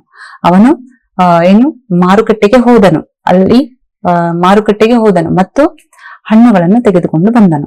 ಓಕೆ, ಸೊ ಈ ತರ 2 ವಾಕ್ಯಗಳ ಒಂದು ಜೋಡಣೆಯನ್ನ ಮಾಡ್ತಾ ಇರ್ಬೇಕು. ಅದನ್ನ ನಾವು ಮಿಶ್ರ ವಾಕ್ಯ ಅಂದ್ರೆ 2 ಜೋಡಣೆಗಳು ಅಲ್ಲಿ ಇರಬೇಕು ಅಥವಾ 2 ವಾಕ್ಯಗಳು ಅಲ್ಲಿ ಇರಬೇಕು, ಅಂತವುಗಳನ್ನ ನಾವು ಮಿಶ್ರ ವಾಕ್ಯ ಅಂತ ಕರಿತೀವಿ. ಆ ವಾಕ್ಯದಲ್ಲಿ ನಿಮ್ಗೇನು ಹೈಲೈಟ್ ಆಗಿ ಕಾಣಿಸ್ಬೇಕು, ಮತ್ತು, ಆದರೆ. ಓಕೆ, ಬಟ್ ಅಂತ ಹೇಳ್ತೀವಲ್ಲ, ಆದರೆ ನಾನು ಶಾಲೆಗೆ ಹೋದೆ, ಹೌದಾ. ಆದರೂ ಏನ್ ಮಾಡಿದೆ, ನಾನು ಮತ್ತೆ ರಿಟರ್ನ್ ಆದೆ ಅಂತಂದು, ಆದ್ರೂ ಮತ್ತೆ ವಾಪಸ್ ಬಂದೆ, ಅದು ಕಾರಣ ಏನೇ ಆಗಿರ್ಬೋದು, ಈ ತರ ನಾವಲ್ಲಿ ಬಳಕೆ ಮಾಡ್ತೀವಿ. ಈ ಪದಗಳು ಅಲ್ಲಿ ಇದ್ದಾಗ ಮಾತ್ರ ಅದನ್ನು ಮಿಶ್ರ ವಾಕ್ಯ ಅಂತಾನೆ ಸೂಚಿಸಬೇಕು ಅಂತಂದು. ಸೊ ಅದ್ರಲ್ಲಿ ಇನ್ನೊಂದು ಐತ್ ನೋಡ್ರಿ, ಸಂಯೋಜಿತ ವಾಕ್ಯ ಅಂತಂದು. 2 ಅಥವಾ ಹೆಚ್ಚು ಸ್ವತಂತ್ರ ವಾಕ್ಯಗಳನ್ನ ಮತ್ತು ಆದರೆ, ಅಥವಾ, ಆದರೂ, ಹೀಗಾಗಿ ಇಂತಹ ಸಮುಚಿತ ಸೂಚಕ ಪದಗಳಿಂದ ಸಮಮಟ್ಟದಲ್ಲಿ ಸೇರಿಸುವ ವಾಕ್ಯವನ್ನು ಸಂಯೋಜಿತ ವಾಕ್ಯ ಅಂತ ಕರಿತೀವಿ. ಉದಾಹರಣೆ ನೋಡ್ರಿ, ಮೂಲ ವಾಕ್ಯಗಳು ನಾವು ದುಬೈಗೆ ಹೋಗಿಲ್ಲ, ನಾವು ಭಾರತಕ್ಕೆ ಹೋಗಿಲ್ಲ. ನೋಡ್ರಿ, ಸಂಯೋಜಿತ ವಾಕ್ಯದಲ್ಲಿ ನಾವು ದುಬೈ ಅಥವಾ ಭಾರತಕ್ಕೆ ಹೋಗಿಲ್ಲ, ಎರಡಲ್ಲೂ ಯೂಸ್ ಮಾಡಬಹುದು. ನಾವು ದುಬೈ ಅಥವಾ ಭಾರತಕ್ಕೆ ಹೋಗಿಲ್ಲ. ಸಂಯೋಜನೆ ಅಂದ್ರೆ ಕಲೆಕ್ಟಿವ್ ಅಂತಂದ್ರೆ 2 ಜೋಡಣೆಗಳು ಅಲ್ಲಿ ಇರುತ್ತೆ ಅಂತಂದು ಹೇಳ್ಬಹುದು. ಯಾವುದು? ಸಂಯೋಜನೆ. ಹಾಗಾದ್ರೆ ಮಿಶ್ರ ವಾಕ್ಯದಲ್ಲಿ ಏನಾಯ್ತು? ಅವನು ಶಾಲೆಗೆ ಹೋದ, ಪುಸ್ತಕವನ್ನು ತಂದನು. ನೋಡ್ರಿ, ಇಲ್ಲಿ 2 ಅದವಲ್ಲ, ಅಂದ್ರೆ ಇಟ್ ಮೀನ್ಸ್ ಯಾವ ತರ ಅಂತಂದಾಗ ಮಿಶ್ರ, ಅದನ್ನ ವಾಕ್ಯ ಐತಿ, ಇದನ್ನ ವಾಕ್ಯ ಐತಿ, 2 ವಾಕ್ಯಗಳನ್ನ ಮಿಶ್ರ ಮಾಡಿ ನಾವು ಹೇಳ್ತಾ ಇದ್ವಿ. ಆದ್ರೆ ಸಂಯೋಜನೆ ವಾಕ್ಯಲ್ಲಿ ಏನ್ ಮಾಡ್ಬೇಕು? ಅವುಗಳನ್ನ ಜೋಡಣೆ ಮಾಡುವಂತ ಕೆಲಸವನ್ನ ಮಾಡ್ಬೇಕು ಅಂತಂದು. ಓಕೆ, ಸೊ ಅದನ್ನೇ ಮಾಡಿದ್ದಿಲ್ಲಿ. ನಾವು ದುಬೈ, ಇಲ್ಲಿ ನೋಡ್ರಿ ಮೂಲ ವಾಕ್ಯ ಏನಿದೆ, ನಾವು ದುಬೈಗೆ ಹೋಗಿಲ್ಲ, ನಾವು ಭಾರತಕ್ಕೆ ಹೋಗಿಲ್ಲ ಅಂತ ಐತಿ. ಹೌದಾ? ಇವು 2 ವಾಕ್ಯಗಳು ಅದಾವ. ನಾವು ದುಬೈ ಅಥವಾ ಭಾರತಕ್ಕೆ ಹೋಗಿಲ್ಲ. ಓಕೆ, ದುಬೈ ಇಲ್ಲ ಅಂತಂದ್ರೆ ಅಥವಾ ಭಾರತಕ್ಕೂ ಹೋಗಿಲ್ಲ ಅಂತಂದು ನಾವಲ್ಲಿ ಹೇಳ್ತೀವಿ. ಅದನ್ನ ನಾವು ಮಿಶ್ರ ವಾಕ್ಯ ಅಂತ ಕರಿತೀವಿ, ಸಂಯೋಜನೆ ವಾಕ್ಯ ಅಂತಂದು ಹೇಳ್ತೀವಿ. ಓಕೆ, ಸೊ ಮಿಶ್ರ ವಾಕ್ಯ ಮತ್ತೆ ಸಂಯೋಜನೆ ವಾಕ್ಯ ಅಂತಂದು ಈಸಿಯಾಗಿ ನೋಡ್ಬೋದಲ್ಲಿ. ಎಸ್, 17ನೇ ಕ್ವಶನ್ಸ್ ನೋಡ್ರಿ ಏನಿದೆ ಅಂತಂದು. ಕ್ರಿಯಾ ಸಮಾಸಕ್ಕೆ ಉದಾಹರಣೆಯಾದ ಪದಗಳ ಗುಂಪು. ಇದು ಅಂದ್ರೆ ಯಾವುದಕ್ಕೆ? ಸಮಾಸಕ್ಕೆ ಸಂಬಂಧಪಟ್ಟಂತ ಒಂದು ಕ್ವಶನ್ಸ್ ನಿಮ್ಗೆ ಬರುತ್ತೆ. ಓಕೆ, ಕ್ರಿಯಾ ಸಮಾಸಕ್ಕೆ ಉದಾಹರಣೆ ಅಂತಂದಾಗ ಯಾವುದಾಗಿರ್ಬಹುದು? ಕ್ರಿಯಾ ಸಮಾಸ ಅಂದ್ರೆ ಕ್ರಿಯೆಯಲ್ಲಿ ನಡೆದಿರ್ಬೇಕು ಅಂತಂದು. ಕ್ರಿಯೆ ನಡೆದಿರ್ಬೇಕು ಅಂತಂದ್ರೆ ನಿಮ್ಗೆ ಆಪ್ಷನ್ಸ್ ನೋಡಿ ತಕ್ಷಣಕ್ಕೆ ಗೊತ್ತಾಗ್ಬೇಕು. ಇಲ್ಲಿ ಆನ್ಸರ್ ಯಾವುದು ಅಂತಂದ್ರೆ ಇಲ್ಲ ಇದು ನೋಡ್ರಿ, 3ನೇದು ಮೈ ಮುಚ್ಚು, ಕಣ್ಣೆರೆ, ಕಂಗೆಡು. ಓಕೆ, ಸೊ ಇವುಗಳನ್ನ ನಾವು ಕ್ರಿಯಾ ಸಮಾಸ ಅಂತೀವಿ. ಹಾಗಾದ್ರೆ ಹಣೆಗಣ್ಣ, ಮುಕ್ಕಣ್ಣ, ಚಕ್ರಪಾಣಿ, ಮತ್ತೆ ಇಮ್ಮಾವು, ಮೆಲ್ವಾತು, ಹೊಸಗನ್ನಡ, ಓಕೆ, ಆಕಲ್ಲು, ಈ ಬೆಕ್ಕು, ನೇಯ್ದ ವಸ್ತ್ರ, ಇವೆಲ್ಲ ಯಾವ ಸಮಾಸಕ್ಕೆ ಸಂಬಂಧಪಟ್ಟಿವೆ ಅಂತಂದು ನೀವು ನೋಡ್ಕೊಳ್ಳೇಬೇಕು. ಯಾಕಂದ್ರೆ ಈ ಸರಿ ನಮ್ಗೆ ಈ ಕ್ರಿಯಾ ಸಮಾಸ ಕೇಳಿದಾರೆ ಅಂತಂದ್ರೆ ನೆಕ್ಸ್ಟ್ ಟೈಮ್ ಅಲ್ಲಿ ಗಮಕ ಸಮಾಸ, ಬಹುರ್ವಿ ಸಮಾಸ, ಮತ್ತೆ ಅಂಶ ಸಮಾಸ, ಕರ್ಮಧಾರಿ ಸಮಾಸ, ತತ್ಪುರುಷ ಸಮಾಸ, ಆ 8 ಸಮಾಸಗಳನ್ನು ಸಹ ಕೇಳಬಹುದು ಅಂತಂದು. It's very interesting topic for in ಸಮಾಸ ಅಂತ ಹೇಳ್ಬಹುದು. ಎಸ್, ನೋಡ್ರಿ ಇಲ್ಲಿ ಬಹುರ್ವಿ ಸಮಾಸ ಅಂತ ಇದೆ. ಹೌದಾ? ಎಸ್, ಬಹುರ್ವಿ ಸಮಾಸ ಅಂತಂದ್ರೆ ನೋಡ್ರಿ, ಯಾಕೆ ಇದನ್ನ ಹಾಕಿದೀನಿ ಅಂತಂದ್ರೆ ಆಪ್ಷನ್ ಅಲ್ಲಿ ಫಸ್ಟ್ ಒನ್ ಇದೆ, ಮುಕ್ಕಣ್ಣ, 3 + ಕಣ್ಣು ಉಳ್ಳವನೇ ಯಾರು? ಮುಕ್ಕಣ್ಣ ಅಂತ ಹೇಳ್ತೀವಿ ಬಹುರ್ವಿ ಸಮಾಸದಲ್ಲಿ. ನೋಡ್ರಿ, 2 ಅಥವಾ ಹೆಚ್ಚು ಪದಗಳು ಸೇರಿ ಬಂದರೂ, 2 ಅಥವಾ ಹೆಚ್ಚು ಪದಗಳು ಸೇರಿ ಬಂದರೂ ಆ ಸಮಾಸ ಪದವು ತನ್ನ ಪದಗಳ ಅರ್ಥಕ್ಕಿಂತ ಬೇರೆ ವ್ಯಕ್ತಿ ವಸ್ತುವನ್ನು ಸೂಚಿಸಿದರೆ ಅದನ್ನು ಬಹುರ್ವಿ ಸಮಾಸ ಅಂತ ಕರಿತೀವಿ. ಅರ್ಥ ಆಯ್ತಲ್ಲ? 2ಕ್ಕಿಂತ ಹೆಚ್ಚು ಪದಗಳು ಸೇರಿರ್ಬೇಕು ಅಂತಂದು. ಸೊ ಅರ್ಥಕ್ಕಿಂತ ಬೇರೆ ವ್ಯಕ್ತಿಯ ಅಥವಾ ವಸ್ತುವನ್ನ ಸೂಚಿಸಿದ್ದಾರೆ, ಅದನ್ನು ಬಹುರ್ವಿ ಸಮಾಸ. ಎಕ್ಸಾಂಪಲ್ ಹೇಳ್ತೀನಿ ನೋಡ್ರಿ, ಮುಕ್ಕಣ್ಣ, 3 + ಕಣ್ಣು. ಓಕೆ, ಯಾರು 3 ಕಣ್ಣನ್ನ ಹೊಂದುತ್ತಾರೆ ಅವನೇ ಮುಕ್ಕಣ್ಣ ಅಂತ ಹೇಳ್ತೀವಿ. ಓಕೆ, 3 + ಕಣ್ಣು, 3 ಕಣ್ಣು ಅಂದ್ರೆ ಇರುವವನು, 3 ಕಣ್ಣು ಇರುವವನೇ ಯಾರು? ಮುಕ್ಕಣ್ಣ. ಈ ತರ ಹೇಳೋದು, ಅದು ಬಹುರ್ವಿ. ನಿಮ್ಗೆ ಎಕ್ಸಾಂಪಲ್ ಕನ್ಫ್ಯೂಸ್ ಮಾಡಕ್ಕೆ ಮುಕ್ಕಣ್ಣನು ಇರುತ್ತೆ, ಇನ್ನೊಂದು ಯಾವ್ದು ಕೊಟ್ಟಿರ್ತಾರೆ ಅಂತಂದ್ರೆ ಮುಕ್ಕಣ್ಣ ಅಂತ ಕೊಟ್ಟಿರ್ತಾರೆ. ನೋಡ್ರಿ, ಇದನ್ನೇ ಈ ತರ ಮುಕ್ಕಣ್ಣ ಅಂತ ಕೊಟ್ಟಿರ್ತಾರೆ. ಓಕೆ, ಸೊ ಅವಾಗ ನೀವು ಕನ್ಫ್ಯೂಸ್ ಮಾಡ್ಕೊಳ್ಬಹುದು. ಮುಕ್ಕಣ್ಣ ಅಂತ ಇತ್ತು ಅಂತಂದ್ರೆ ಅದು ಬಹುರ್ವಿ ಸಮಾಸ. ಹಣೆಗಣ್ಣ ನ ಅಂತ ಇತ್ತು ಅಂತಂದ್ರೆ, ಅದು ನಾ ಇತ್ತು ಅಂತಂದ್ರೆ ಆಗಲ್ಲ. ಓಕೆ, ಸೊ ಅದು ಬೇರೆ ಒಂದು ಸಮಾಸಕ್ಕೆ ಉದಾಹರಣೆ ಆಗುತ್ತೆ. ಅದು ಯಾವ್ದಂತ ಮುಂದೆ ಹೇಳ್ತೀನಿ ನಾನು. ಓಕೆ, ಮುಕ್ಕಣ್ಣ, 3 ಕಣ್ಣು ಉಳ್ಳವನೇ ಮುಕ್ಕಣ್ಣ. ಹಣೆಗಣ್ಣ, ಹಣೆ + ಕಣ್ಣು, ಹಣೆಯಲ್ಲಿ ಕಣ್ಣು ಇರುವವನೇ ಹಣೆಗಣ್ಣ. ಚಕ್ರಪಾಣಿ, ಚಕ್ರ + ಪಾಣಿ, ಕೈಯಲ್ಲಿ ಚಕ್ರ ಹಿಡಿದವರೇ ಯಾರು? ಚಕ್ರಪಾಣಿ ಅಂತ ಹೇಳ್ತೀವಿ. ಸೊ ಅಂದ್ರೆ ಕೃಷ್ಣ ಅಂತ ಹೇಳ್ತೀವಲ್ಲ. ಸೊ ದಟ್ ಈಸ್ ಅ ಬಹುರ್ವಿ ಸಮಾಸ ಅಂತಂದು. ಓಕೆ, ಇದು ಈಸಿಯಾಗಿ ನೀವು ಐಡೆಂಟಿಫೈ ಮಾಡಬಹುದು. ಮುಕ್ಕಣ್ಣ ಣ ಇದ್ರೆ, ಹಣೆಗಣ್ಣ ಣ ಇದ್ರೆ, ಚಕ್ರಪಾಣಿ. ಓಕೆ, ಸೊ ಅಂದ್ರೆ ಈ ತರ ಇದ್ದಾಗ ಮಾತ್ರ ಅಲ್ಲಿ ಇರ್ಬೇಕು, ಆ ವ್ಯಕ್ತಿ ಹೆಸರು ಬಂದಿರ್ಬೇಕು. ಮುಕ್ಕಣ್ಣ, 3 ಕಣ್ಣು ಉಳ್ಳವನೇ ಮುಕ್ಕಣ್ಣ. ಈ ತರ ಇದ್ದಾಗ ಮಾತ್ರ ಅದನ್ನ ನಾವು ಬಹುರ್ವಿ ಸಮಾಸ ಅಂತಂದು ಹೇಳೋದಕ್ಕೆ ಸಾಧ್ಯ ಆಗುತ್ತೆ ಅಂತಂದು. ಎಸ್, ಹಂಗೇನೆ ಮತ್ತೊಂದಿದೆ, ಯಾವ್ದು ನೋಡ್ರಿ, ಇಮ್ಮಾವು, ಮೇಲ್ಮಾತು, ಹೊಸಗನ್ನಡ. ಸೊ ಇದು ಯಾವ್ದು ಸಮಾಸ ಅಂತಂದ್ರೆ ಕರ್ಮಧಾರೆಯ ಸಮಾಸ ಅಂತ ಕರಿತೀವಿ. ಕರ್ಮಧಾರೆಯ ಸಮಾಸ ಅಂದ್ರೆ ಏನಂತ ಗೊತ್ತಾಗ್ಬೇಕು ನಮ್ಗೆ. ಈಗ ಈಸಿಯಾಗಿ ಫೈಂಡ್ ಔಟ್ ಮಾಡ್ಬೇಕಲ್ಲ. ನಾಳೆ ಒಂದ್ ಯಾವ್ದಾದ್ರು ಈ ತರ ಇಮ್ಮಾವು, ಮೇಲ್ಮಾತು, ಹೊಸಗನ್ನಡ ಅಂತ 3ರಲ್ಲಿ ಒಂದಾದ್ರೂ ಗೊತ್ತಿರ್ಬೇಕು ನಿಮ್ಗೆ. ಓಕೆ, ಕರ್ಮಧಾರೆಯ ಸಮಾಸ ಅಂತಂದ್ರೆ ಪೂರ್ವ ಪದವು ಗುಣವಾಚಕ ಅಥವಾ ವಿಶೇಷಣ ಹಾಗೆ ಉತ್ತರ ಪದವು ನಾಮಪದದ ವಸ್ತು ಅಥವಾ ವ್ಯಕ್ತಿ ಹೆಸರು ಆಗಿದ್ದರೆ ಅದು ಕರ್ಮಧಾರಯ ಸಮಾಸ ಅಂತ ಹೇಳ್ತೀವಿ. ನಿಮ್ಗೆ ಮೊದ್ಲೇನ್ ಗೊತ್ತಿರ್ಬೇಕು, ಪೂರ್ವ ಪದ ಯಾವುದು ಮತ್ತು ಉತ್ತರ ಪದ ಯಾವುದು ಅಂತ ಗೊತ್ತಿರ್ಬೇಕು. ಹೌದಾ? ಸಂಧಿ ಬಿಡಿಸೋದು ಬೇರೆ, ಸಂಧಿ ಬಿಡಿಸೋದು ಬೇರೆ, ಸಮಾಸ ಬಿಡಿಸೋದು ಬೇರೆ. ಇದು ಫಸ್ಟ್ ನಿಮ್ಗೆ ಅರ್ಥ ಆಗ್ಬೇಕು. ಓಕೆ, ಸಂಧಿಯನ್ನ ನಾವು ಪದಗಳಲ್ಲಿನೇ ಭಾಗ ಮಾಡ್ತೀವಿ, ಆದ್ರೆ ಸಮಾಸವನ್ನ 2 ಪದಗಳನ್ನಾಗಿ ಭಾಗ ಮಾಡ್ತೀವಿ ಅಷ್ಟೇನೆ. ಓಕೆ, ಸೊ ನೀಟಾಗಿ ಅರ್ಥ ಮಾಡ್ಕೊಳ್ರಿ.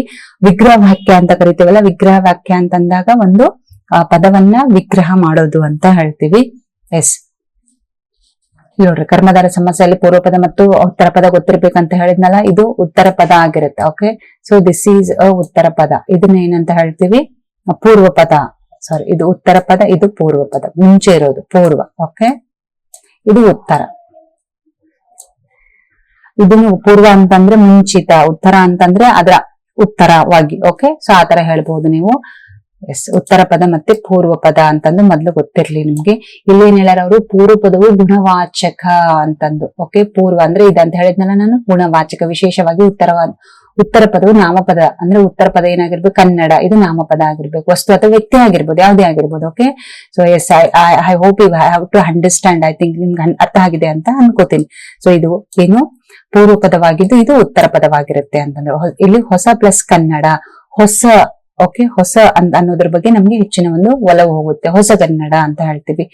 ಮೆಲ್ಮಾತು ಅಥವಾ ಮೆಲ್ಮಾತು ಅಂತ ಹೇಳ್ತೀವಿ. ಇಲ್ಲ ಇದೆಲ್ಲ ಫಸ್ಟಿಗೆ ಮೆಲ್ಮಾವು ಅಂತ ಅಥವಾ ಮೆಲ್ವಾತು ಅಂತ ಹೇಳ್ತೀವಿ. ಅಂದ್ರೆ ಮೇಲಿನ ಪ್ಲಸ್ ವಾತು, ಮೇಲಿನ ಮಾತು ಅಂತಂದು. ಮೆಲ್ಮಾವು, ಇಮ್ಮು ಅಥವಾ ಇಮ್ಮ ಪ್ಲಸ್ ಆವು, ದೊಡ್ಡ ಆವು ಅಂತ ಈ ತರ ಹೇಳ್ಬಹುದು. ಓಕೆ, ಸೊ ಈ ತರ ನಾವೇನ್ ಮಾಡ್ತೀವಿ? ಕರ್ಮಧಾರಯ ಸಮಾಸ ಅಂತಂದ್ರೆ ಫಸ್ಟ್ ಏನಿರ್ಬೇಕು ಅಂದ್ರೆ ಪೂರ್ವ ಪದ ಗುಣವನ್ನ ಸೂಚಿಸ್ತಾ ಇರ್ಬೇಕು ಅಂತಂದು. ಸೊ ಗುಣವನ್ನ ಸೂಚಿಸ್ತಾ ಇದ್ದಾಗ ನಾವು ಈಸಿಯಾಗಿ ಅದನ್ನ ಫೈಂಡ್ ಔಟ್ ಮಾಡ್ತೀವಿ ಅಂತಂದು. ಸೊ ಗುಣವನ್ನ ಯಾವ ರೀತಿ ನಾವು ಸೂಚಿಸ್ತೈತಿ ಅಂತಂದ್ರೆ ನೋಡಿ, ಕೆಂಪಾದ ಪ್ಲಸ್ ತಾವರೆ ಅಂತ ಹೇಳ್ತೀವಿ. ನಾವು ಕಣ್ಣು ಮುಚ್ಚಿದಾಗ ಏನಾಗುತ್ತೆ? ಆಲ್ಮೋಸ್ಟ್ ಆಗಿ ಕೆಂದಾವರೆ ಅಂತಂದು ಹೇಳ್ತಿರ್ತೀವಲ್ಲ. ಕೆಂಪಾದ ಪ್ಲಸ್ ತಾವರೆ, ಕೆಂದಾವರೆ ಅಂತಂದು ನಾವು ಕರಿತಾ ಇರ್ತೀವಿ ಈ ತರ. ಮತ್ತೆ ಆಮೇಲೆ ಅರಸನ ಪ್ಲಸ್ ಮನೆ, ಅರಮನೆ ಅಂತ ಹೇಳ್ತೀವಿ. ಸೊ ಇಲ್ಲಿ ಏನಾಗುತ್ತೆ? ಪೂರ್ವ ಪದ ಉತ್ತರದಾಯಿತ್ವ ಅಂದ್ರೆ ಮೊದಲು ಬರ್ತಾನೆ. ಸಾರಿ, ನಿಮ್ಗೆ ಇಲ್ಲೊಂದು ಕನ್ಫ್ಯೂಸ್ ಆಗುತ್ತೆ ನೋಡ್ರಿ. ಕರ್ಮಧಾರಯ ಸಮಾಸ ಅಂತಂದು. ಸೊ ಕರ್ಮಧಾರಯ ಸಮಾಸ ಅಂತಂದಾಗ ನಾವೇನಂತ ಹೇಳ್ತೀವಿ? ಇಲ್ಲಿ ಪೂರ್ವ ಪದವು ಗುಣವನ್ನ ಹೊಂದಿರುತ್ತೆ ಅಂತಂದು. ಹೌದಾ? ಅಂದ್ರೆ ನಿಮ್ಗೆ ಪೂರ್ವ ಪದ ಮತ್ತು ಉತ್ತರ ಪದ ಗೊತ್ತಾಗ್ಬೇಕಿಲ್ಲಿ. ಪೂರ್ವ ಪದ ಅಂತಂದ್ರೆ ಪೂರ್ವ ಮತ್ತೆ ಉತ್ತರ ಅಂತಂದು ನಾವಲ್ಲಿ ಹೇಳ್ಬಹುದು. ಇಲ್ಲೇನಾಗಿರುತ್ತೆ ಕರ್ಮಧಾರಯ ಸಮಾಸದಲ್ಲಿ ಅಂತಂದ್ರೆ ಪೂರ್ವ ಪದವು ಗುಣವಾಚಕವಾಗಿರುತ್ತೆ ಅಂತಂದು, ಉತ್ತರ ಪದವು ನಾಮಪದವಾಗಿರುತ್ತೆ ಅಂತಂದು ನಾವಲ್ಲಿ ಹೇಳ್ಬಹುದು. ಸೊ ಅಂದ್ರೆ ಹೊಸದು ಪ್ಲಸ್ ಕನ್ನಡ, ಹೊಸ ಕನ್ನಡ ಅಂತ ಹೇಳ್ಬಹುದು. ಇನಿದಾದ ಪ್ಲಸ್ ಮಾವು, ಹಿಮ್ಮಾವು ಅಂತಂದು. ಇಲ್ಲಿ ಇನಿದಾದ ಪ್ಲಸ್ ಮಾವು ಅಂತ ಹೇಳ್ತೀವಿ. ಮೆಲುವಾದ ಪ್ಲಸ್ ಮಾತು, ಮೆಲ್ಮಾತು ಅಂತಂದು. ಹೌದಲ್ಲ? ಮೆಲ್ವಾತು, ಮೆಲುವಾದ ಪ್ಲಸ್ ಮಾತು ಅಂತ ಹಿಂಗ್ ಹೇಳ್ತೀವಿ. ಮೆಲುವಾದ ಪ್ಲಸ್ ಮಾತು, ಮೆಲ್ವಾತು ಅಂತಂದು. ಅಂದ್ರೆ ಇಲ್ಲಿ ಯಾವುದು ಗುಣ ಹೇಳಕತೈತಿ? ಪೂರ್ವ ಪದ ಏನಾಗಿರುತ್ತೆ? ಪ್ರಧಾನವಾದಂತ ಕಾರ್ಯವನ್ನ ನಿರ್ವಹಿಸ್ತಾ ಇದೆ ಅಂತಂದು. ಪೂರ್ವ ಪದ ಏನಾಗುತ್ತೆ? ಗುಣವನ್ನ ಸೂಚಿಸ್ತಾ ಇದೆ. ಅಂದ್ರೆ ಅವ್ರು ಹೆಂಗ್ ಮಾತಾಡ್ತಾ ಇದ್ದಾರೆ? ಮೆಲುವಾದ ಪ್ಲಸ್ ಮಾತು. ಅಂದ್ರೆ ನಾವು ಕಣ್ಮುಚ್ಚಿ ನೋಡ್ರಿ, ಇವಾಗ ಮೆಲುವಾದ ಮಾತು ಅಂತಂದಾಗ ಮಾತು ಬರಲ್ಲ, ಅವ್ರು ಹೆಂಗ್ ಮಾತಾಡಕತ್ತಾರ ಅನ್ನೋದು ಬರುತ್ತಾ. ಓಕೆ, ಸೊ ಈ ರೀತಿ ಕರ್ಮಧಾರಯ ಸಮಾಸದಲ್ಲಿ ಪೂರ್ವ ಪದದ ಗುಣವು ಏನ್ ಸೂಚಿಸ್ತಾ ಇದೆ ಅದನ್ನ ನಾವು ಕರ್ಮಧಾರಯ ಸಮಾಸ ಅಂತ ಕರಿತೀವಿ ಅಂತಂದು ತಲೆಯಲ್ಲಿರ್ಲಿ. ಇದು ನೀವು ಅರ್ಥ ಮಾಡ್ಕೊಳ್ಬೇಕು, ಪೂರ್ವ ಪದ ಮತ್ತು ಉತ್ತರ ಪದ ಅಂತಂದು. ಸೊ ಇಲ್ಲಿ ಪೂರ್ವ ಪದ ಏನಾಗಿರುತ್ತೆ ಅಂತಂದ್ರೆ ಗುಣವನ್ನ ಸೂಚಿಸ್ತಾ ಇದೆ ಅಂತಂದು. ಅವ್ರು ಹೆಂಗ್ ಮಾತಾಡಿದ್ರು? ಹೊಸ ಪ್ಲಸ್ ಕನ್ನಡ, ಹೊಸ ಕನ್ನಡ, ಯಾವ್ದೇ ರೀತಿಯಾದಂತ ಕನ್ನಡದ ಹೊಸದದ ಅನ್ನೋದ್ರ ಬಗ್ಗೆ ಅದ್ರ ಗುಣವನ್ನ ಸೂಚಿಸ್ತಾ ಇದೆ ಅಂತಂದು. ಸೊ ಈ ರೀತಿಯಲ್ಲಿ ನೀವು ನೋಡಬಹುದು ಅಂತಂದು. ಎಸ್, ಮೂರನೇ ನೋಡ್ರಿ, ಕ್ರಿಯಾ ಸಮಾಸ ಅಂತ ಹೇಳ್ತೀವಿ. ಇದು ಗೊತ್ತಾಗಿದೆ. ಹೌದಾ? ಮೈ ಮುಚ್ಚು, ಕಂಡರೆ ಅಥವಾ ಕಂಗೆಡು, ವ್ಯಾಖ್ಯಾನ 2 ಅಥವಾ ಹೆಚ್ಚು ಕ್ರಿಯಾಪದಗಳು ಸೇರಿ, ವಾಕ್ಯದಲ್ಲಿ ಏನ್ ಮಾಡ್ತೀವಿ? 2 ಅಥವಾ ಹೆಚ್ಚು ಕ್ರಿಯಾಪದಗಳು ಸೇರಿ ಒಂದೇ ಕಾರ್ಯ ಅಥವಾ ಕ್ರಿಯೆಯನ್ನು ಸೂಚಿಸಿದರೆ ಅದನ್ನು ಕ್ರಿಯಾ ಸಮಾಸ ಎಂದು ಕರೆಯುತ್ತೇವೆ. ಸೊ ಮೈ ಪ್ಲಸ್ ಮುಚ್ಚು, ಕೈ ಮುಖ ಮುಚ್ಚುವ ಕ್ರಿಯೆ ಅಂತಂದು. ಕೈ ಏನಾಗುತ್ತೆ? ಮುಖವನ್ನು ಮುಚ್ಚುವಂತ ಒಂದು ಕ್ರಿಯೆ ಆಗುತ್ತೆ. ಕಣ್ಣೆರೆ, ಕಣ್ಣು ತೆರೆದು ನೋಡುವುದು ಅಥವಾ ಕಣ್ಣು ಪ್ಲಸ್ ಎರೆ, ಕಣ್ಣೆರೆ ಅಂತ ಹೇಳ್ತೀವಿ. ಅಂದ್ರೆ ಕಣ್ ತೆರೆದು ನೋಡು ಅಂತ ಹೇಳಿದ್ರೆ ಕ್ರಿಯೆ ನಡೀತದಲ್ಲ ಅಲ್ಲಿ. ಮುಖ ಮುಚ್ಕೋ ಅಂತಂದ್ರೆ ನಮ್ ಕೈಗಳು ಮುಖ ಮುಚ್ಕೊಳಕ್ ಹೋಗುತ್ತೆ ಅಲ್ಲ. ಕಣ್ ಮುಚ್ಚು ಅಂತಂದ್ರೆ ಕಣ್ ಮುಚ್ಚುತ್ತೆ. ಹೌದಾ? ಸೊ ಈ ರೀತಿ ಕ್ರಿಯೆ ನಡೀತಾ ಇರ್ಬೇಕು, ಅಲ್ಲಿ ಕೆಲಸ ಆಗ್ತಾ ಇರ್ಬೇಕು. ಸೊ ಅದನ್ನ ನಾವೇನಂತ ಕರಿತೀವಿ ಅಂತಂದ್ರೆ ಕ್ರಿಯಾ ಸಮಾಸ ಅಂತಂದು ಕರಿತೀವಿ.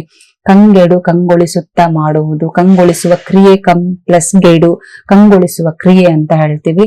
ಸೊ ಇದಕ್ಕೂ ಹೆಚ್ಚಾಗಿ ನೀವು ಏನ್ ಅರ್ಥ ಮಾಡ್ಕೋಬೇಕು ಕ್ರಿಯಾ ಸಮಾಸದಲ್ಲಿ ಅಂತಂದ್ರೆ ಅಲ್ಲಿ ಕಾರ್ಯ ನಡೀತಿರ್ಬೇಕು ಅನ್ನೋದ್ರ ಬಗ್ಗೆ ಅರ್ಥ ಮಾಡ್ಕೊಳ್ಬೇಕು. ಸೊ ಮೈ ಮುಚ್ಚು ಅಂತಂದಾಗ ಅಲ್ಲಿ ಕೆಲಸ ನಡೀತಾ ಇದೆ ಅಂತ ಅರ್ಥ ಆಗುತ್ತೆ. ಕಣ್ ಮುಚ್ಚು ಅಂತಂದಾಗ ನಮ್ ಕಣ್ ಮುಚ್ಚುತ್ತಾ ಇರ್ತೀವಿ, ಕ್ರಿಯೆ ನಡೀತಾ ಇದೆ ಅಂತ ಅರ್ಥ ಆಗುತ್ತೆ. ಓಕೆ, ಸೊ ಈ ರೀತಿ ನೀವು ಅರ್ಥ ಮಾಡ್ಕೊಳ್ಬೇಕು. ಎಸ್ 4ನೇ ನೋಡ್ರಿ, ಆ ಕಲ್ಲು, ಆ ಬೆಕ್ಕು, ಆ ಹುಡುಗ, ಆ ಹುಡುಗಿ.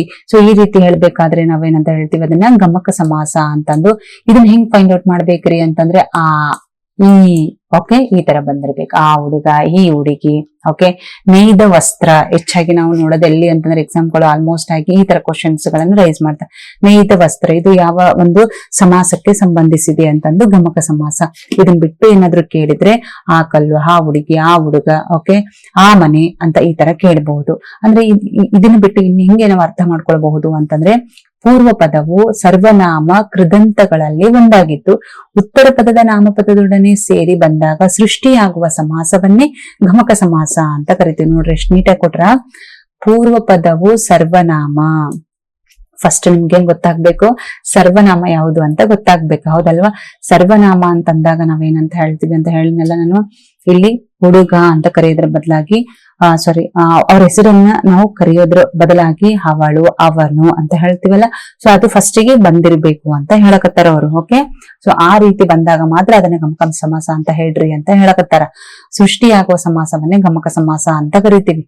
ಆ ಕಲ್ಲು ಅಂತ ಮತ್ತೆ ಬಂದಿತ್ತೆ. ಆ ವಿಶೇಷ ಕಲ್ಲು ಅಂತಂದು. ಈ ಬೆಕ್ಕು, ಈ ಓಕೆ, ಆ ಕಲ್ಲು ಆ ಬಂದೈತಲ್ಲ, ಈ ಬೆಕ್ಕು ಈ ಅಂತ ಬಂದೈತಿ. ಈ ಬೆಕ್ಕು ಈ ವಿಶೇಷ ಬೆಕ್ಕು ಅಂತ ಹೇಳ್ತೀವಿ. ನೇಯ್ದ ವಸ್ತ್ರ, ಆ ವಸ್ತ್ರ ಅಂತಂದು. ಓಕೆ, ಸೊ ಅಂದ್ರೆ ಇಲ್ಲಿ ಆಗಿರ್ಬಹುದು, ಈ ಆಗಿರ್ಬಹುದು. ಓಕೆ, ಈ ತರ ಬಂದಿರ್ಬೇಕು ಅಂದಾಗ ಮಾತ್ರ ನೀವು ಗಮಕ ಸಮಾಸವನ್ನ ಈಸಿಯಾಗಿ ಫೈಂಡ್ ಔಟ್ ಮಾಡಕ್ಕೆ ಸಾಧ್ಯ ಆಗುತ್ತೆ ಅಂತಂದು. Yes, comes to the next questions. Kannada ಎಷ್ಟು ಈಸಿ ಅದ ಅಂತಂದ್ರೆ ನೀವು ನೀಟಾಗಿ ಕುಂತು ಒಂದ್ಸರಿ ಅಲ್ಲ 4 ಸರಿ ಕ್ಲಾಸ್ ಕೇಳಿದ್ರು ಆರಾಮ್ಸೆ ಅರ್ಥ ಆಗುತ್ತೆ. ತಲೆ ಕೆಡಿಸ್ಕೊಳ್ಳೋ ಅವಶ್ಯಕತೆ ಇಲ್ಲ. TET ಔಟ್ ಆಫ್ ಔಟ್ ಅನ್ನ ನೀವು ಮಾಡ್ಕೊಳ್ಬಹುದು. 30 ಮಾರ್ಕ್ಸ್ಗೆ 30 ಮಾರ್ಕ್ಸ್. ಓಕೆ, 18 ಕ್ವಶನ್ಸ್ ನೋಡ್ರಿ. ವಿದ್ಯಾರ್ಥಿ ಈ ಪದದಲ್ಲಿರುವ ಅಕ್ಷರಗಣ. ವಿದ್ಯಾರ್ಥಿ ಈ ಒಂದು ಪದದಲ್ಲಿರ್ತಕ್ಕಂಥ ಅಕ್ಷರಗಣ ಅಂತಂದು. ನಿಮ್ಗೆ ಗಣಗಳ ಬಗ್ಗೆ ಒಂದು ಪೂರ್ತಿಯಾಗಿ ಡೆಪ್ತ್ ಆಗಿ ನೀವು ಕನ್ನಡ ಓದ್ರಿ ಅಂತ ಹೇಳ್ತಾ ಇಲ್ಲ. ಅಟ್ಲೀಸ್ಟ್ ವಿದ್ಯಾರ್ಥಿ ಗಣಗಳ ಬಗ್ಗೆ ಸಂಕ್ಷಿಪ್ತವಾದಂತ ಮಾಹಿತಿ ನಿಮ್ಗೆ ಗೊತ್ತಿರಬೇಕು. ಅಂದ್ರೆ ಲಘು ಗುರಿ ಯಾವ ರೀತಿ ಹಾಕಬೇಕು ಅಂತ ಅನ್ಕೇಶಿಂದ ನಿಮ್ಗೊಂದು ಸೂತ್ರ ಹೇಳ್ತೀನಿ ನಾನು. ಸೊ ಇಲ್ಲಿ ಬರೆಯಲಾನು ಹೇಳ್ತೀನಿ ನೋಡ್ರಿ. ಯಮತ ರಾಜ ಬಾನ ಸ ಅಂತಂದು ಈ ಸೂತ್ರನ ನೀವು ಪಕ್ಕ ತಲೆಯಲ್ಲಿ ಇಟ್ಕೊಳ್ಬೇಕು. ಏನು, ಯಮತ ರಾಜ ಬಾನು ಸ ಅಂತಂದು, ಬಾನಸ ಅಂತಂದು.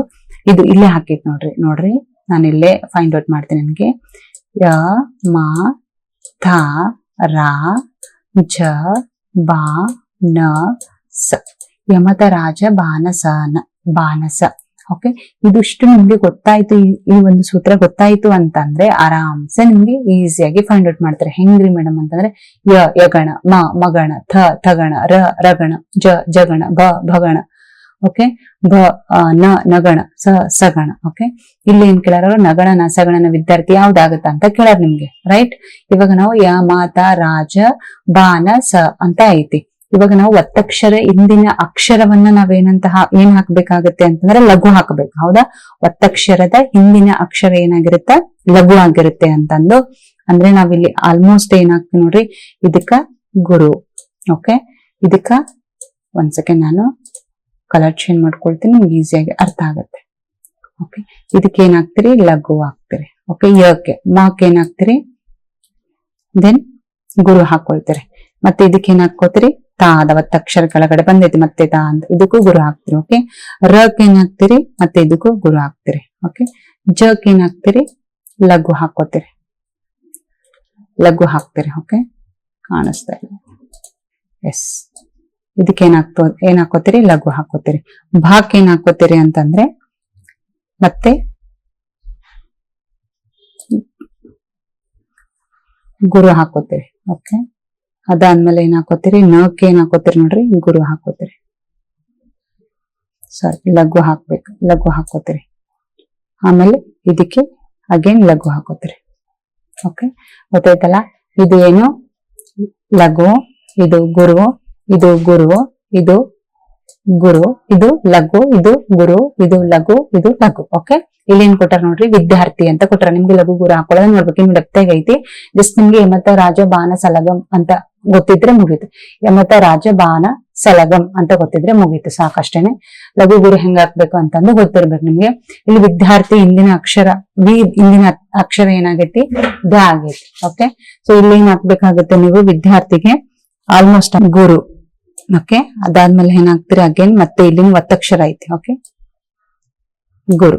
ಆಮೇಲೆ ಇಲ್ಲಿ ಏನ್ ಹಾಕ್ಬೇಕಾಗುತ್ತೆ, ಲಘು.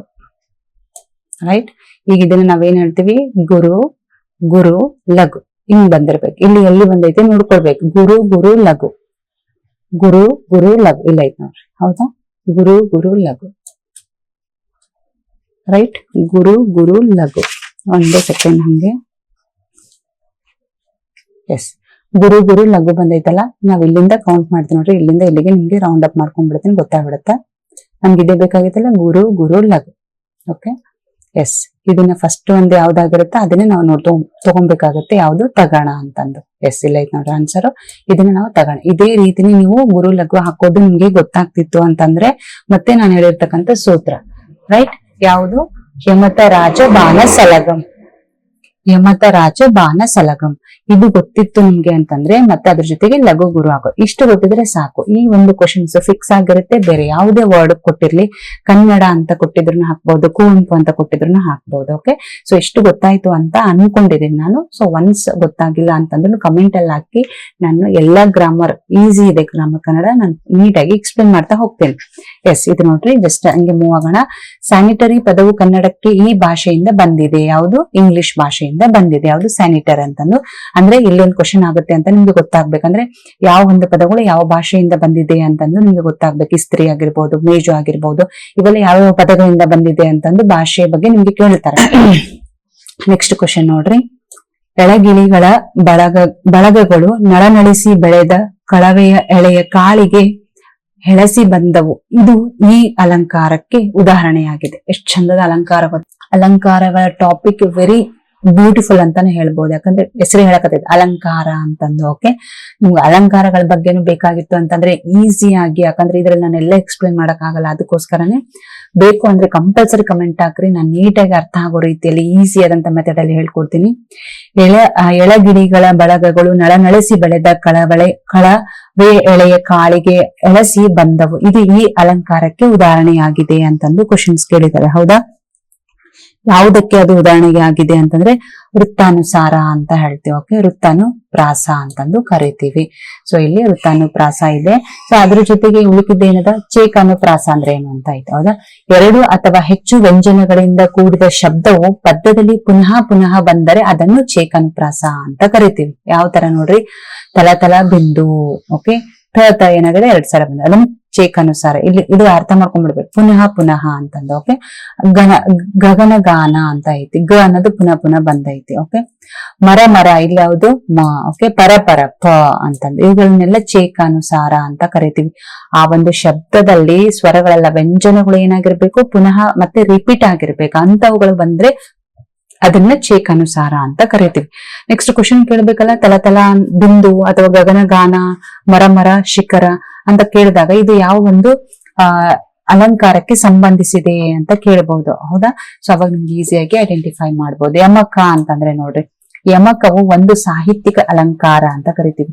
ಅಲ್ಲಿ ಒಂದೇ ರೀತಿಯ ಶಬ್ದಗಳನ್ನು ಪುನರಾವೃತ್ತಿ ಮಾಡಲಾಗುತ್ತದೆ, ಆದರೆ ಅವು ಬೇರೆ ಬೇರೆ ಅರ್ಥಗಳನ್ನ ಹೊಂದಿರುತ್ತವೆ. ಸಿಂಪಲ್ ಆಗಿ ಅಲ್ಲೇನಾಗುತ್ತಾ, ಅಲ್ಲಿ ಚೇಕಾನುಸಾರದಲ್ಲಿ ಕೇವಲ ಒಂದೇ ವ್ಯಂಜನ ಪುನಃ ಪುನಃ ಬಂದಿರುತ್ತೆ. ಆದ್ರೆ ಇಲ್ಲೇನಾಗುತ್ತಾ, ಯಮಕದಲ್ಲಿ ಶಬ್ದಗಳನ್ನು ಪುನರಾವೃತ್ತಿ ಮಾಡಲಾಗುತ್ತದೆ, ಆದ್ರೆ ಅವು ಬೇರೆ ಬೇರೆ ಅರ್ಥವನ್ನ ಹೊಂದಿರುತ್ತವೆ ಅಂತಂದು. ನೋಡ್ರಿ, ಉದಾಹರಣೆ ಹೇಳ್ತೀನಿ ನಾನು. ಮಲಯ ಅಂದ್ರೆ ಮಲಯ. ಓಕೆ, ಬೆಟ್ಟ, ಗಾಳಿ, ಬಾಣ. ಹೌದಾ, ಎರಡು ಒಂದೇ ಅದಾವ, ಆದ್ರೆ ಏನಾಗಿದೆ, ಪುನರಾವೃತ್ತಿ ಆಗಿವೆ. ಬಾಣ, ತೀರ್ಥ ಅರ್ಥ ಆಗತ್ತಾ. ಇಲ್ಲಿ ಹಸು ಅನ್ನೋದೇನಾಗಿರುತ್ತ, ಪುನಃ ರಿಪೀಟ್ ಆಗೈತಿ. ಅಲ್ಲಿ ಹಸು ಅಂದ್ರೆ ಏನು, ಪ್ರಾಣಿ. ಬೇರೆ ಬೇರೆ ಅರ್ಥ ಕೊಡುತ್ತಲ್ಲ. ಹಸು ಹಸು ಅಂತ ಹೇಳಕತ್ತೀವಿ ಖರೆ, ಆದ್ರೆ ಒಂದು ಪ್ರಾಣಿನೂ ಆಗಬಹುದು ಅಂತ ಅರ್ಥ ಆಗುತ್ತೆ ಅಲ್ಲಿ. ಬಾಣ ಬಾಣ ಅಂತಂದ್ರೆ ತೀರ್ಥ ಆಗ್ಬಹುದು ಅಥವಾ ಶಸ್ತ್ರ ಆಗ್ಬಹುದು ಅಂತ ಹೇಳಕತ್ತಾರ. ಅರ್ಥ ಆಯ್ತಲ್ಲ. ಬಾಣ ಬಾಣ ಅನ್ನೋದು ನಿಮ್ಗೆ ಒಂದೇ ಪದ ಪುನರಾವೃತ್ತಿ ಆಗಿದೆ ಅಂತ ಅನಿಸ್ತಾ ಇದೆ, ಹೌದಲ್ವಾ? ಆದ್ರೆ ಅವೆರಡು ಏನಾಗಿವೆ ಬೇರೆ ಅರ್ಥ. ಒಂದು ಶಸ್ತ್ರನೂ ಆಗ್ಬಹುದು ಮತ್ತೆ ತೀರ್ಥನೂ ಆಗ್ಬಹುದು. ಈ ರೀತಿಯಲ್ಲಿ ನಿಮ್ಗೆ ಅರ್ಥ ಕೊಡುತ್ತೆ. ಸೊ ಅಂತವುಗಳನ್ನ ನಾವು ಯಮಕ ಅಂತ ಕರಿತೀವಿ, ಹೌದಲ್ವಾ? ಎಸ್. ಉತ್ತರ ವೃತ್ಯನುಪ್ರಾಸ ಅಂತ ನಾವು ಹೇಳಿದ್ವಿ. ಹೀಗಂದ್ರೆ ಏನು? ವೃತ್ಯನುಪ್ರಾಸ ಒಂದೇ ಅಥವಾ ಎರಡು ವ್ಯಂಜನಗಳು ಪದ್ಯದಲ್ಲಿ ಪುನಃ ಪುನಃ ಬರುತ್ತಿದ್ದರೆ ಅದು ವೃತ್ಯಾನುಪ್ರಾಸವಾಗುತ್ತದೆ. ಓಕೆ, ಆಲ್ರೆಡಿ ಹೇಳಿದನೆಲ್ಲ ಉತ್ತರ. ವೃತ್ಯಾನುಪ್ರಾಸ ಅಂದ್ರೆ ಏನು ಅಂತಂದು. ಎಸ್, ಇದೇನೆ ಇಲ್ಲಿ ಮತ್ತೆ ರಿಪೀಟ್ ಆಗಿತ್ತು ನೋಡ್ರಿ.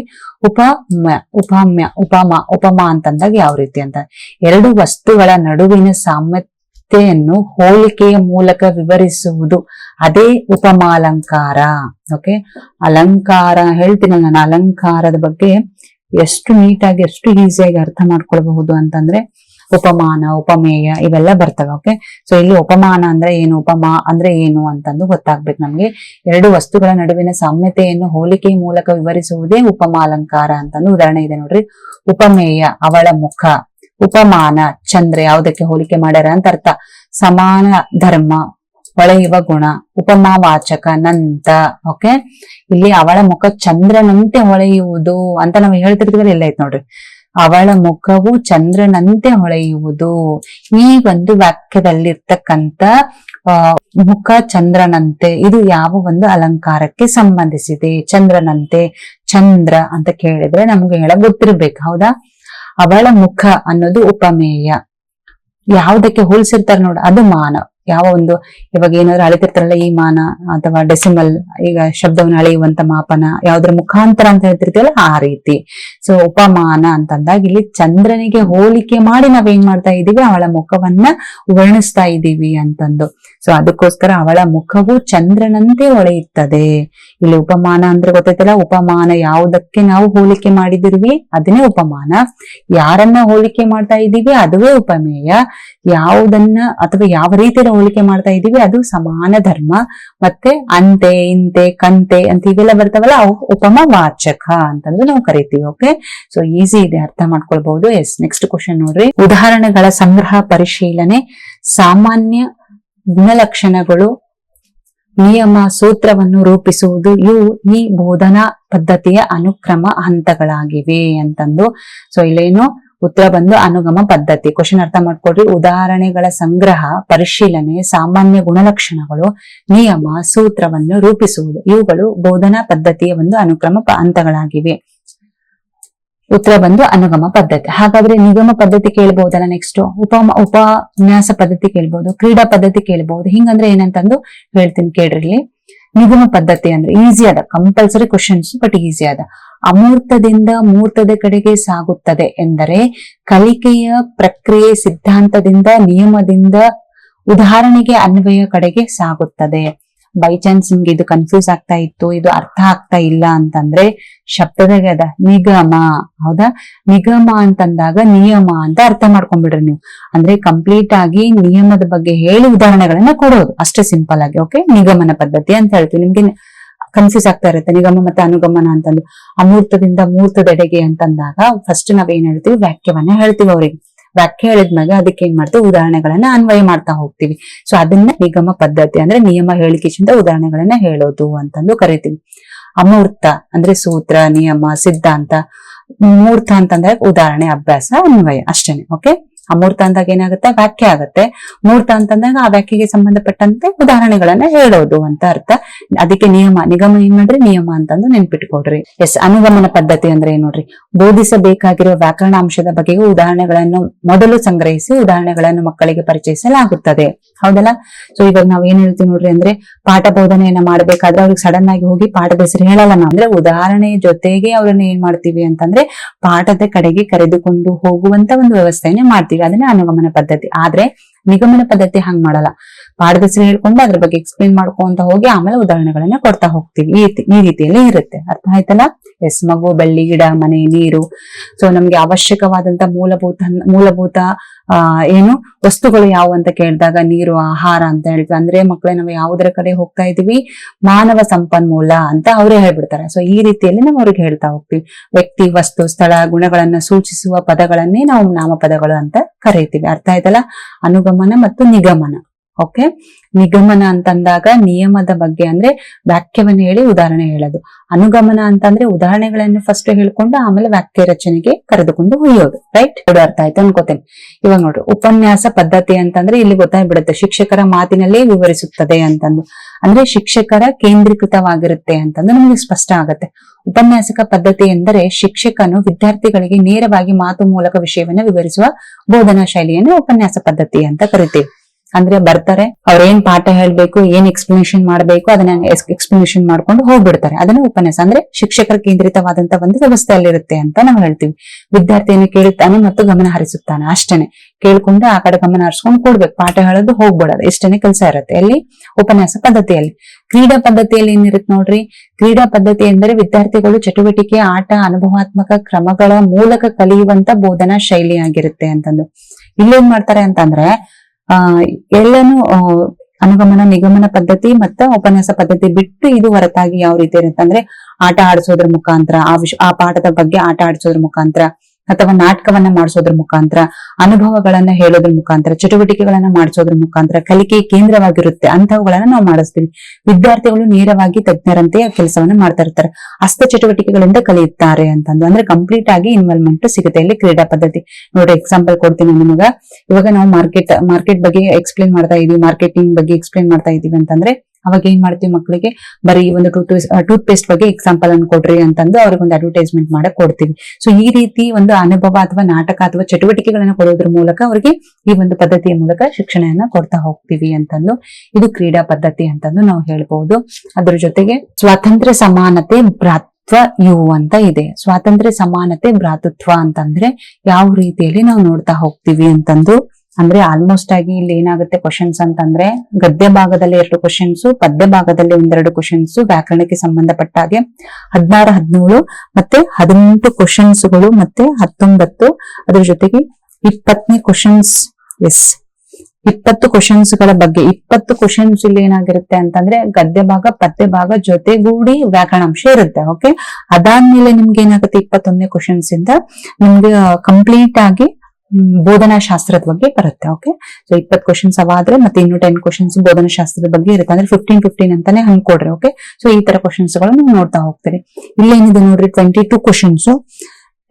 ಸ್ವಾತಂತ್ರ್ಯ, ಸಮಾನತೆ, ಭ್ರಾತೃತ್ವ ಇವು ಏನಾಗಿವೆ ಅಂತ ಕೇಳಕ್. ಕ್ವಶನ್ಸ್ ಅರ್ಥ ಆಗಿಲ್ಲ ಅಂದ್ರೆ ನೀವು ಆಪ್ಷನ್ಸ್ ಗಳನ್ನ ಎಲಿಮಿನೇಷನ್ಸ್ ಮಾಡ್ಬೇಕು ಯಾವಾಗ್ಲೂ. ಸ್ವಾತಂತ್ರ್ಯ ಅಂದ್ರೆ ನಮ್ಗೆ ಫ್ರೀಡಮ್ ಸಿಕ್ಕಿದ್ದು, ಸಮಾನತೆ ಅಂದ್ರೆ ಈಕ್ವಾಲೇಷನ್ಸ್ ಅಂತ ಹೇಳ್ತೀವಿ, ಭ್ರಾತೃತ್ವ ಅಂತಂದ್ರೆ ಆಲ್ಮೋಸ್ಟ್ ನಾವು ಎಲ್ಲದರಲ್ಲೂ ಇನ್ವಾಲ್ವ್ಮೆಂಟ್ ಆಗೋದು. ಸೊ ಈ ರೀತಿ ಇದ್ದಾಗ ಇದನ್ನ ನಾವು ಧಾರ್ಮಿಕ ಮೌಲ್ಯಗಳಂತ ಕರಿತೀವ? ಇಲ್ಲ. ಓಕೆ, ಸಾಮಾಜಿಕ ಮೌಲ್ಯಗಳಂತ ಕರಿತೀವ? ಇಲ್ಲ. ವೈಯಕ್ತಿಕ ಮೌಲ್ಯಗಳಂತ ಕರಿತೀವ? ಇಲ್ಲ.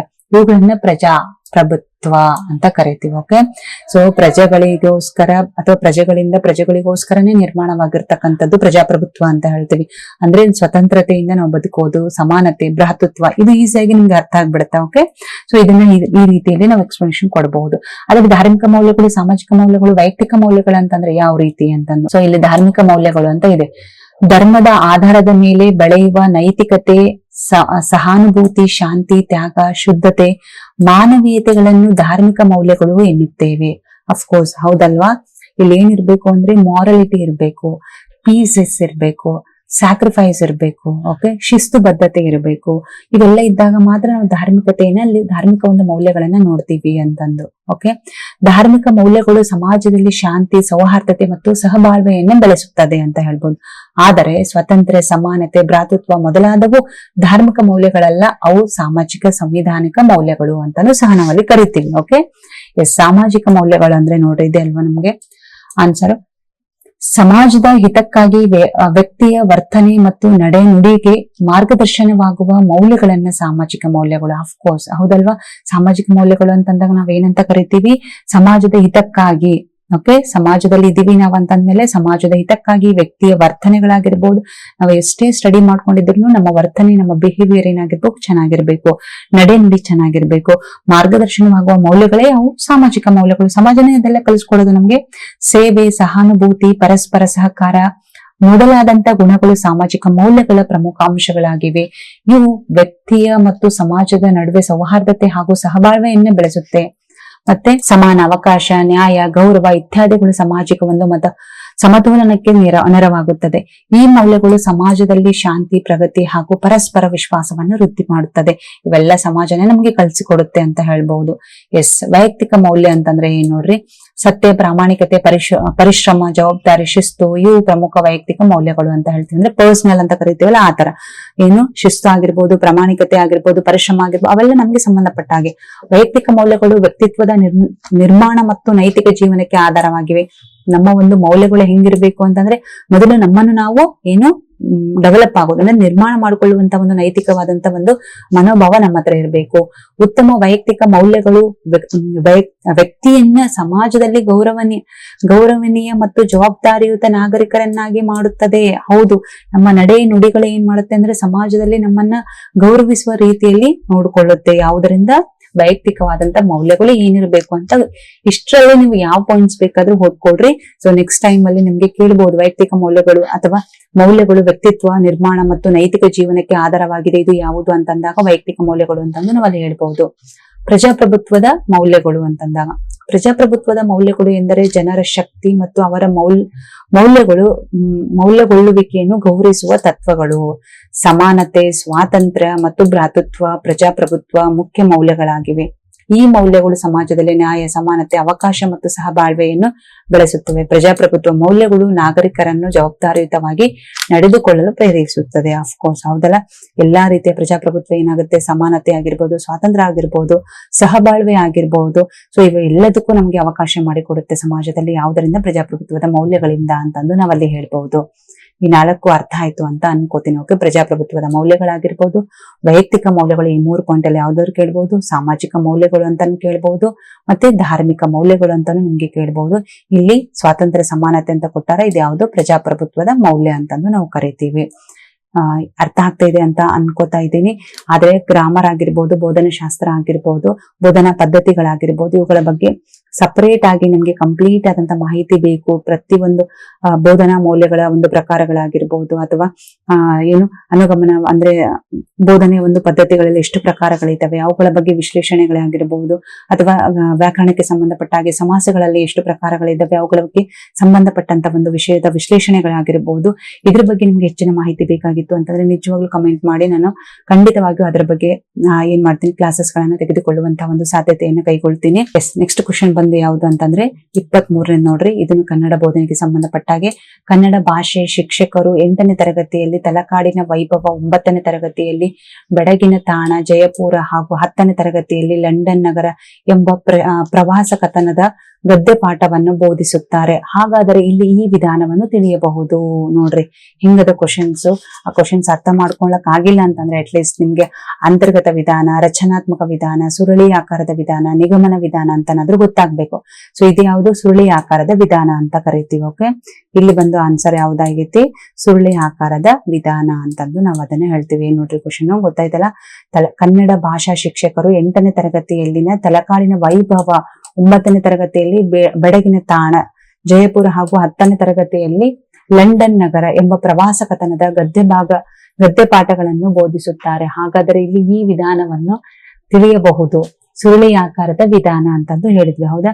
ಹಾಗಾದ್ರೆ ಅಂತರ್ಗತ ವಿಧಾನ ಅಂದ್ರೇನು, ಮತ್ತೆ ಅದ್ರ ಜೊತೆಗೆ ರಚನಾತ್ಮಕ ವಿಧಾನ ಅಂದ್ರೇನು, ಮತ್ತೆ ಅದ್ರ ಜೊತೆಗೆ ಸುರುಳಿ ಆಕಾರದ ವಿಧಾನ ಅಂದ್ರೇನು, ಓಕೆ, ನಿಗಮನ ವಿಧಾನ, ಆಲ್ರೆಡಿ ನಿಗಮನ ವಿಧಾನದ ಬಗ್ಗೆನೂ ಹೇಳಿದ್ದೀನಿ.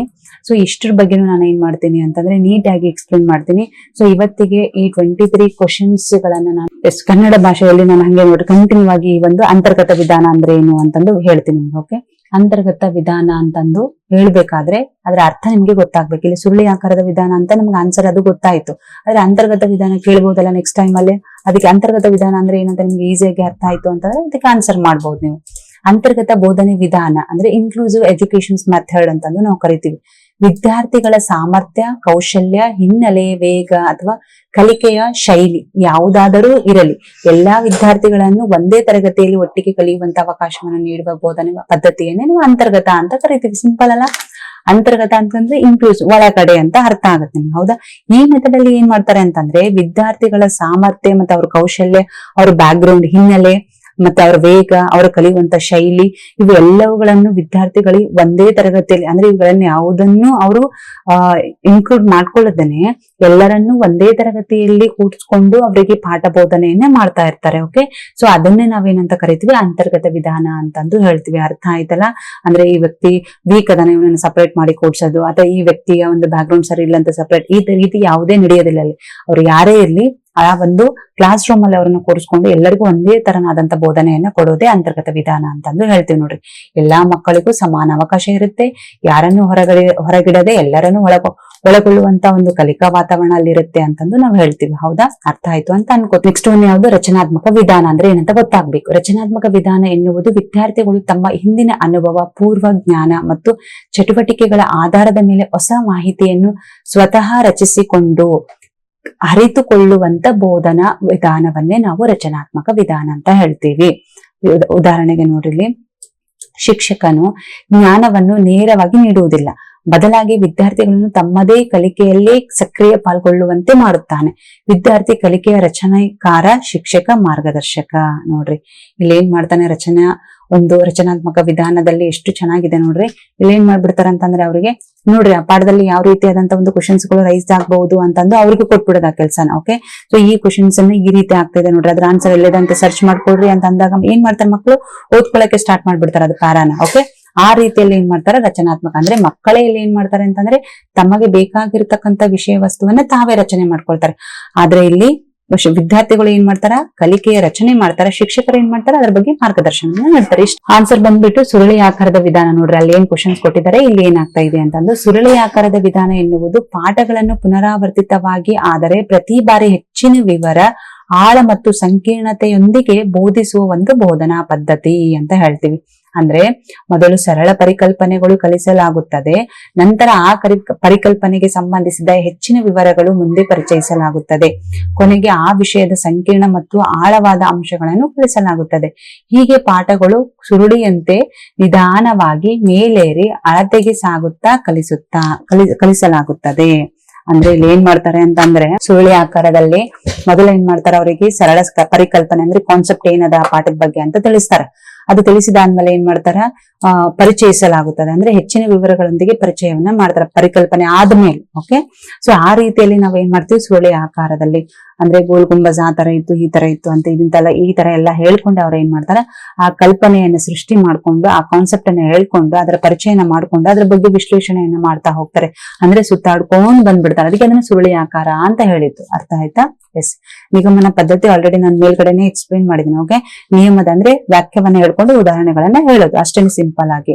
ಅಂದ್ರೆ ಸೂತ್ರದಿಂದ ಉದಾಹರಣೆಗಳ ಕಡೆಗೆ ನಡೆಯೋದು, ಅಮೂರ್ತದಿಂದ ಮೂರ್ತದೆಡೆಗೆ ನಡೆಯೋದು. ಏನು, ಅಮೂರ್ತದಿಂದ ಮೂರ್ತದೆಡೆಗೆ ನಡೆಯೋದೇ ನಿಗಮನ ಪದ್ಧತಿ, ಮೂರ್ತದಿಂದ ಅಮೂರ್ತದೆಡೆಗೆ ನಡೆಯೋದೇ ಅನುಗಮನ ಪದ್ಧತಿ ಅಂತ ಹೇಳ್ತೀವಿ. ಓಕೆ, ಎಸ್ 24 ಕ್ವಶನ್ಸ್ ನೋಡ್ರಿ. 2005 ರಾಷ್ಟ್ರೀಯ ಪಠ್ಯಕ್ರಮವು ಈ ಕೆಳಗಿನ ವೈಶಿಷ್ಟ್ಯಗಳನ್ನು ಹೊಂದಿದೆ. 2005 ರಾಷ್ಟ್ರೀಯ ಪಠ್ಯಕ್ರಮ ಏನಾಗಿದೆ, ಈ ಒಂದು ಕೆಳಗಿನ ವೈಶಿಷ್ಟ್ಯಗಳನ್ನು ಹೊಂದಿದೆ. ಕಲಿಕೆಯನ್ನು ಜೀವನದ ಅವಶ್ಯಕತೆಗಳೊಂದಿಗೆ ಜೋಡಿಸುವುದು, ಶಾಲೆಯ ಹೊರಗಿನ ಬದುಕಿಗೆ ಜ್ಞಾನವನ್ನ ಸಂಯೋಜಿಸುವುದು, ಇವುಗಳಲ್ಲಿ ಸರಿಯಾದ ಉತ್ತರವನ್ನ ಗುರುತಿಸಬೇಕು. ಓಕೆ, ಇಷ್ಟೇ ಓದ್ಕೊಂಡು ನೀವು ಡಿಸೈಡ್ ಮಾಡಕ್ ಹೋಗ್ಬೇಡಿ, ಕೆಳಗಡೆನು ಕೊಟ್ಟಿರ್ತಾರೆ ಆಪ್ಷನ್ಸ್ ನೋಡ್ಕೊಳ್ಬೇಕು. ಅಬ್ಸರ್ವೇಷನ್ ಮೇನ್ ಕಾನ್ಸಂಟ್ರೇಟ್ ಇರ್ಲಿ. ಕಲಿಕೆಯನ್ನು ಜೀವನದ ಅವಶ್ಯಕತೆಗಳೊಂದಿಗೆ ಜೋಡಿಸುವುದು ಮತ್ತೆ ಶಾಲೆ ಹೊರಗಿನ ಒಂದು ಉತ್ತರವನ್ನು ಗುರುತಿಸುವುದು. ಇಲ್ಲಿ 1 ಮತ್ತು 2 ಎರಡನ್ನೂ ಸರಿಯಾದ. ಹೌದಾ? 2005 ರಾಷ್ಟ್ರೀಯ ಪಠ್ಯಕ್ರಮವು ಯಾವ ರೀತಿಯಾಗಿ ರೆಡಿಯಾಗಿದೆ ಅನ್ನೋದ್ರ ಬಗ್ಗೆ ಹೇಳಬೇಕು. ವೈಶಿಷ್ಟ್ಯತೆ ಏನಿತ್ತು, ಅಲ್ಲಿ ವಿಶೇಷಗಳು ಏನಿದ್ವು ಅಂದ್ರೆ ಕಲಿಕೆಯನ್ನು ಜೀವನದ ಅವಶ್ಯಕತೆಗಳೊಂದಿಗೆ ಜೋಡಿಸುವುದು. ಅಂದ್ರೆ ಕಲಿಕೆ ಹೆಂಗದ ಅಂತಂದ್ರೆ ನಮ್ಮ ಜೀವನದಲ್ಲೇನೋ ಅಳವಡಿಕೆ ಆಗ್ಬೇಕು, ಆ ರೀತಿಯಾದಂತಹ ಒಂದು ಪಠ್ಯ ಪುಸ್ತಕಗಳನ್ನ ರೆಡಿ ಮಾಡಿದ್ದಾರೆ. ಶಾಲೆಯ ಹೊರಗಿನ ಬದುಕಿಗೆ ಜ್ಞಾನವನ್ನ ಸಂಯೋಜಿಸುವುದು, ಶಾಲೆಯ ಹೊರಗಿನ ಬದುಕಿಗೂ ಸಹ ನಮ್ಮ ಜ್ಞಾನ ಯುಟಿಲೈಸ್ ಆಗ್ಲಿ ಅಂತಂದು. ಅರ್ಥ ಆಯ್ತಲ್ಲ? ನಾವು ಬರೇ ಶಾಲೆಗಷ್ಟೇ ಪುಸ್ತಕದ ಒಂದು ಹುಳಗಳಾಗ್ದೇನೆ ಹೊರಗಿನ ಒಂದು ಪ್ರಪಂಚದ ಒಂದು ಜ್ಞಾನವನ್ನು ಸಹ ಅದ್ರೊಳಗೆ ಸಂಯೋಜನೆ ಮಾಡಿದ್ದಾರೆ. ಈ ರೀತಿಯಾದಂತಹ ಒಂದು ಪಠ್ಯ ಪುಸ್ತಕಗಳನ್ನು 2005 ರಾಷ್ಟ್ರೀಯ ಪಠ್ಯಕ್ರಮದಲ್ಲಿ ಅಳವಡಿಕೆ ಮಾಡಿದ್ದಾರೆ ಅಂತಂದು ಇಲ್ಲ ಐತ್ ನೋಡ್ರಿ. ಏನು ಕಲಿಕೆಯನ್ನು ಜೀವನದ ಅವಶ್ಯಕತೆಗಳೊಂದಿಗೆ ಜೋಡಿಸುವುದು, ಶಾಲೆಗಳಲ್ಲಿ ಕಲಿಸುವ ಪಾಠಗಳು ಮಕ್ಕಳ ನೈಜ ಜೀವನದ ಅನುಭವಗಳೊಂದಿಗೆ ಕಲಿಕೆಯಾಗಿರಬೇಕು. ಆ ರೀತಿಯಾಗಿ ನಾವು ಕಲಿಸಬೇಕು. ಅದೇ ರೀತಿ ಪಠ್ಯಪುಸ್ತಕಗಳು ರೆಡಿಯಾಗಿವೆ ಅಂತಂದು. ಪಾಠಗಳು ಕೇವಲ ಪುಸ್ತಕಕ್ಕೆ ಸೀಮಿತವಾಗಿರದೆ ಜೀವನದಲ್ಲಿ ಎದುರಾಗುವಂತ ಪರಿಸ್ಥಿತಿಯನ್ನು ಸಹ ಅರ್ಥ ಮಾಡಿಕೊಳ್ಳಲು ಸಹಾಯ ಆಗ್ಬೇಕು. ನೋಡ್ಬೇಕು, ನೀವು ಇವಾಗ ಪುಸ್ತಕ ಓದ್ತಿದ್ರೆ ಪುಸ್ತಕದ ಅಷ್ಟೇ ಹೊರಗಿನ ನಾಲೆಜ್ ಏನು ಇರೋದಿಲ್ಲ ಅವ್ರಿಗೆ. ಓಕೆ, ಆ ರೀತಿಯಾಗಿ ಪಠ್ಯ ಪುಸ್ತಕಗಳು ರೆಡಿ ಆಗಿದೆ 2005 ರಾಷ್ಟ್ರೀಯದಲ್ಲಿ.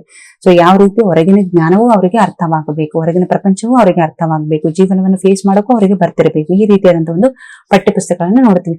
ಜ್ಞಾನವನ್ನು ಶಾಲೆಯಲ್ಲಿ ಹೊರಗಿನ ಬದುಕಿಗೆ ಸಂಯೋಜಿಸುವುದು ಶಿಕ್ಷಣದ ಉದ್ದೇಶ. ಮಕ್ಕಳಿಗೆ ಬದುಕಿನಲ್ಲಿ ಎದುರಾಗುವಂತ ಸಮಸ್ಯೆಗಳನ್ನು ಪರಿಹರಿಸಲು ಅಗತ್ಯವಾದ ಜ್ಞಾನ ಮತ್ತು ಕೌಶಲ್ಯಗಳನ್ನು ನೀಡುವುದು. ಕಲಿಕೆಯ ಮೂಲಕ ವಿದ್ಯಾರ್ಥಿಗಳು ಸಮಾಜಕ್ಕೆ ಹೊಂದಿಕೊಳ್ಳುವ ಜವಾಬ್ದಾರಿಯುತ ನಾಗರಿಕರಾಗಲು ತಯಾರಾಗುತ್ತಾರೆ.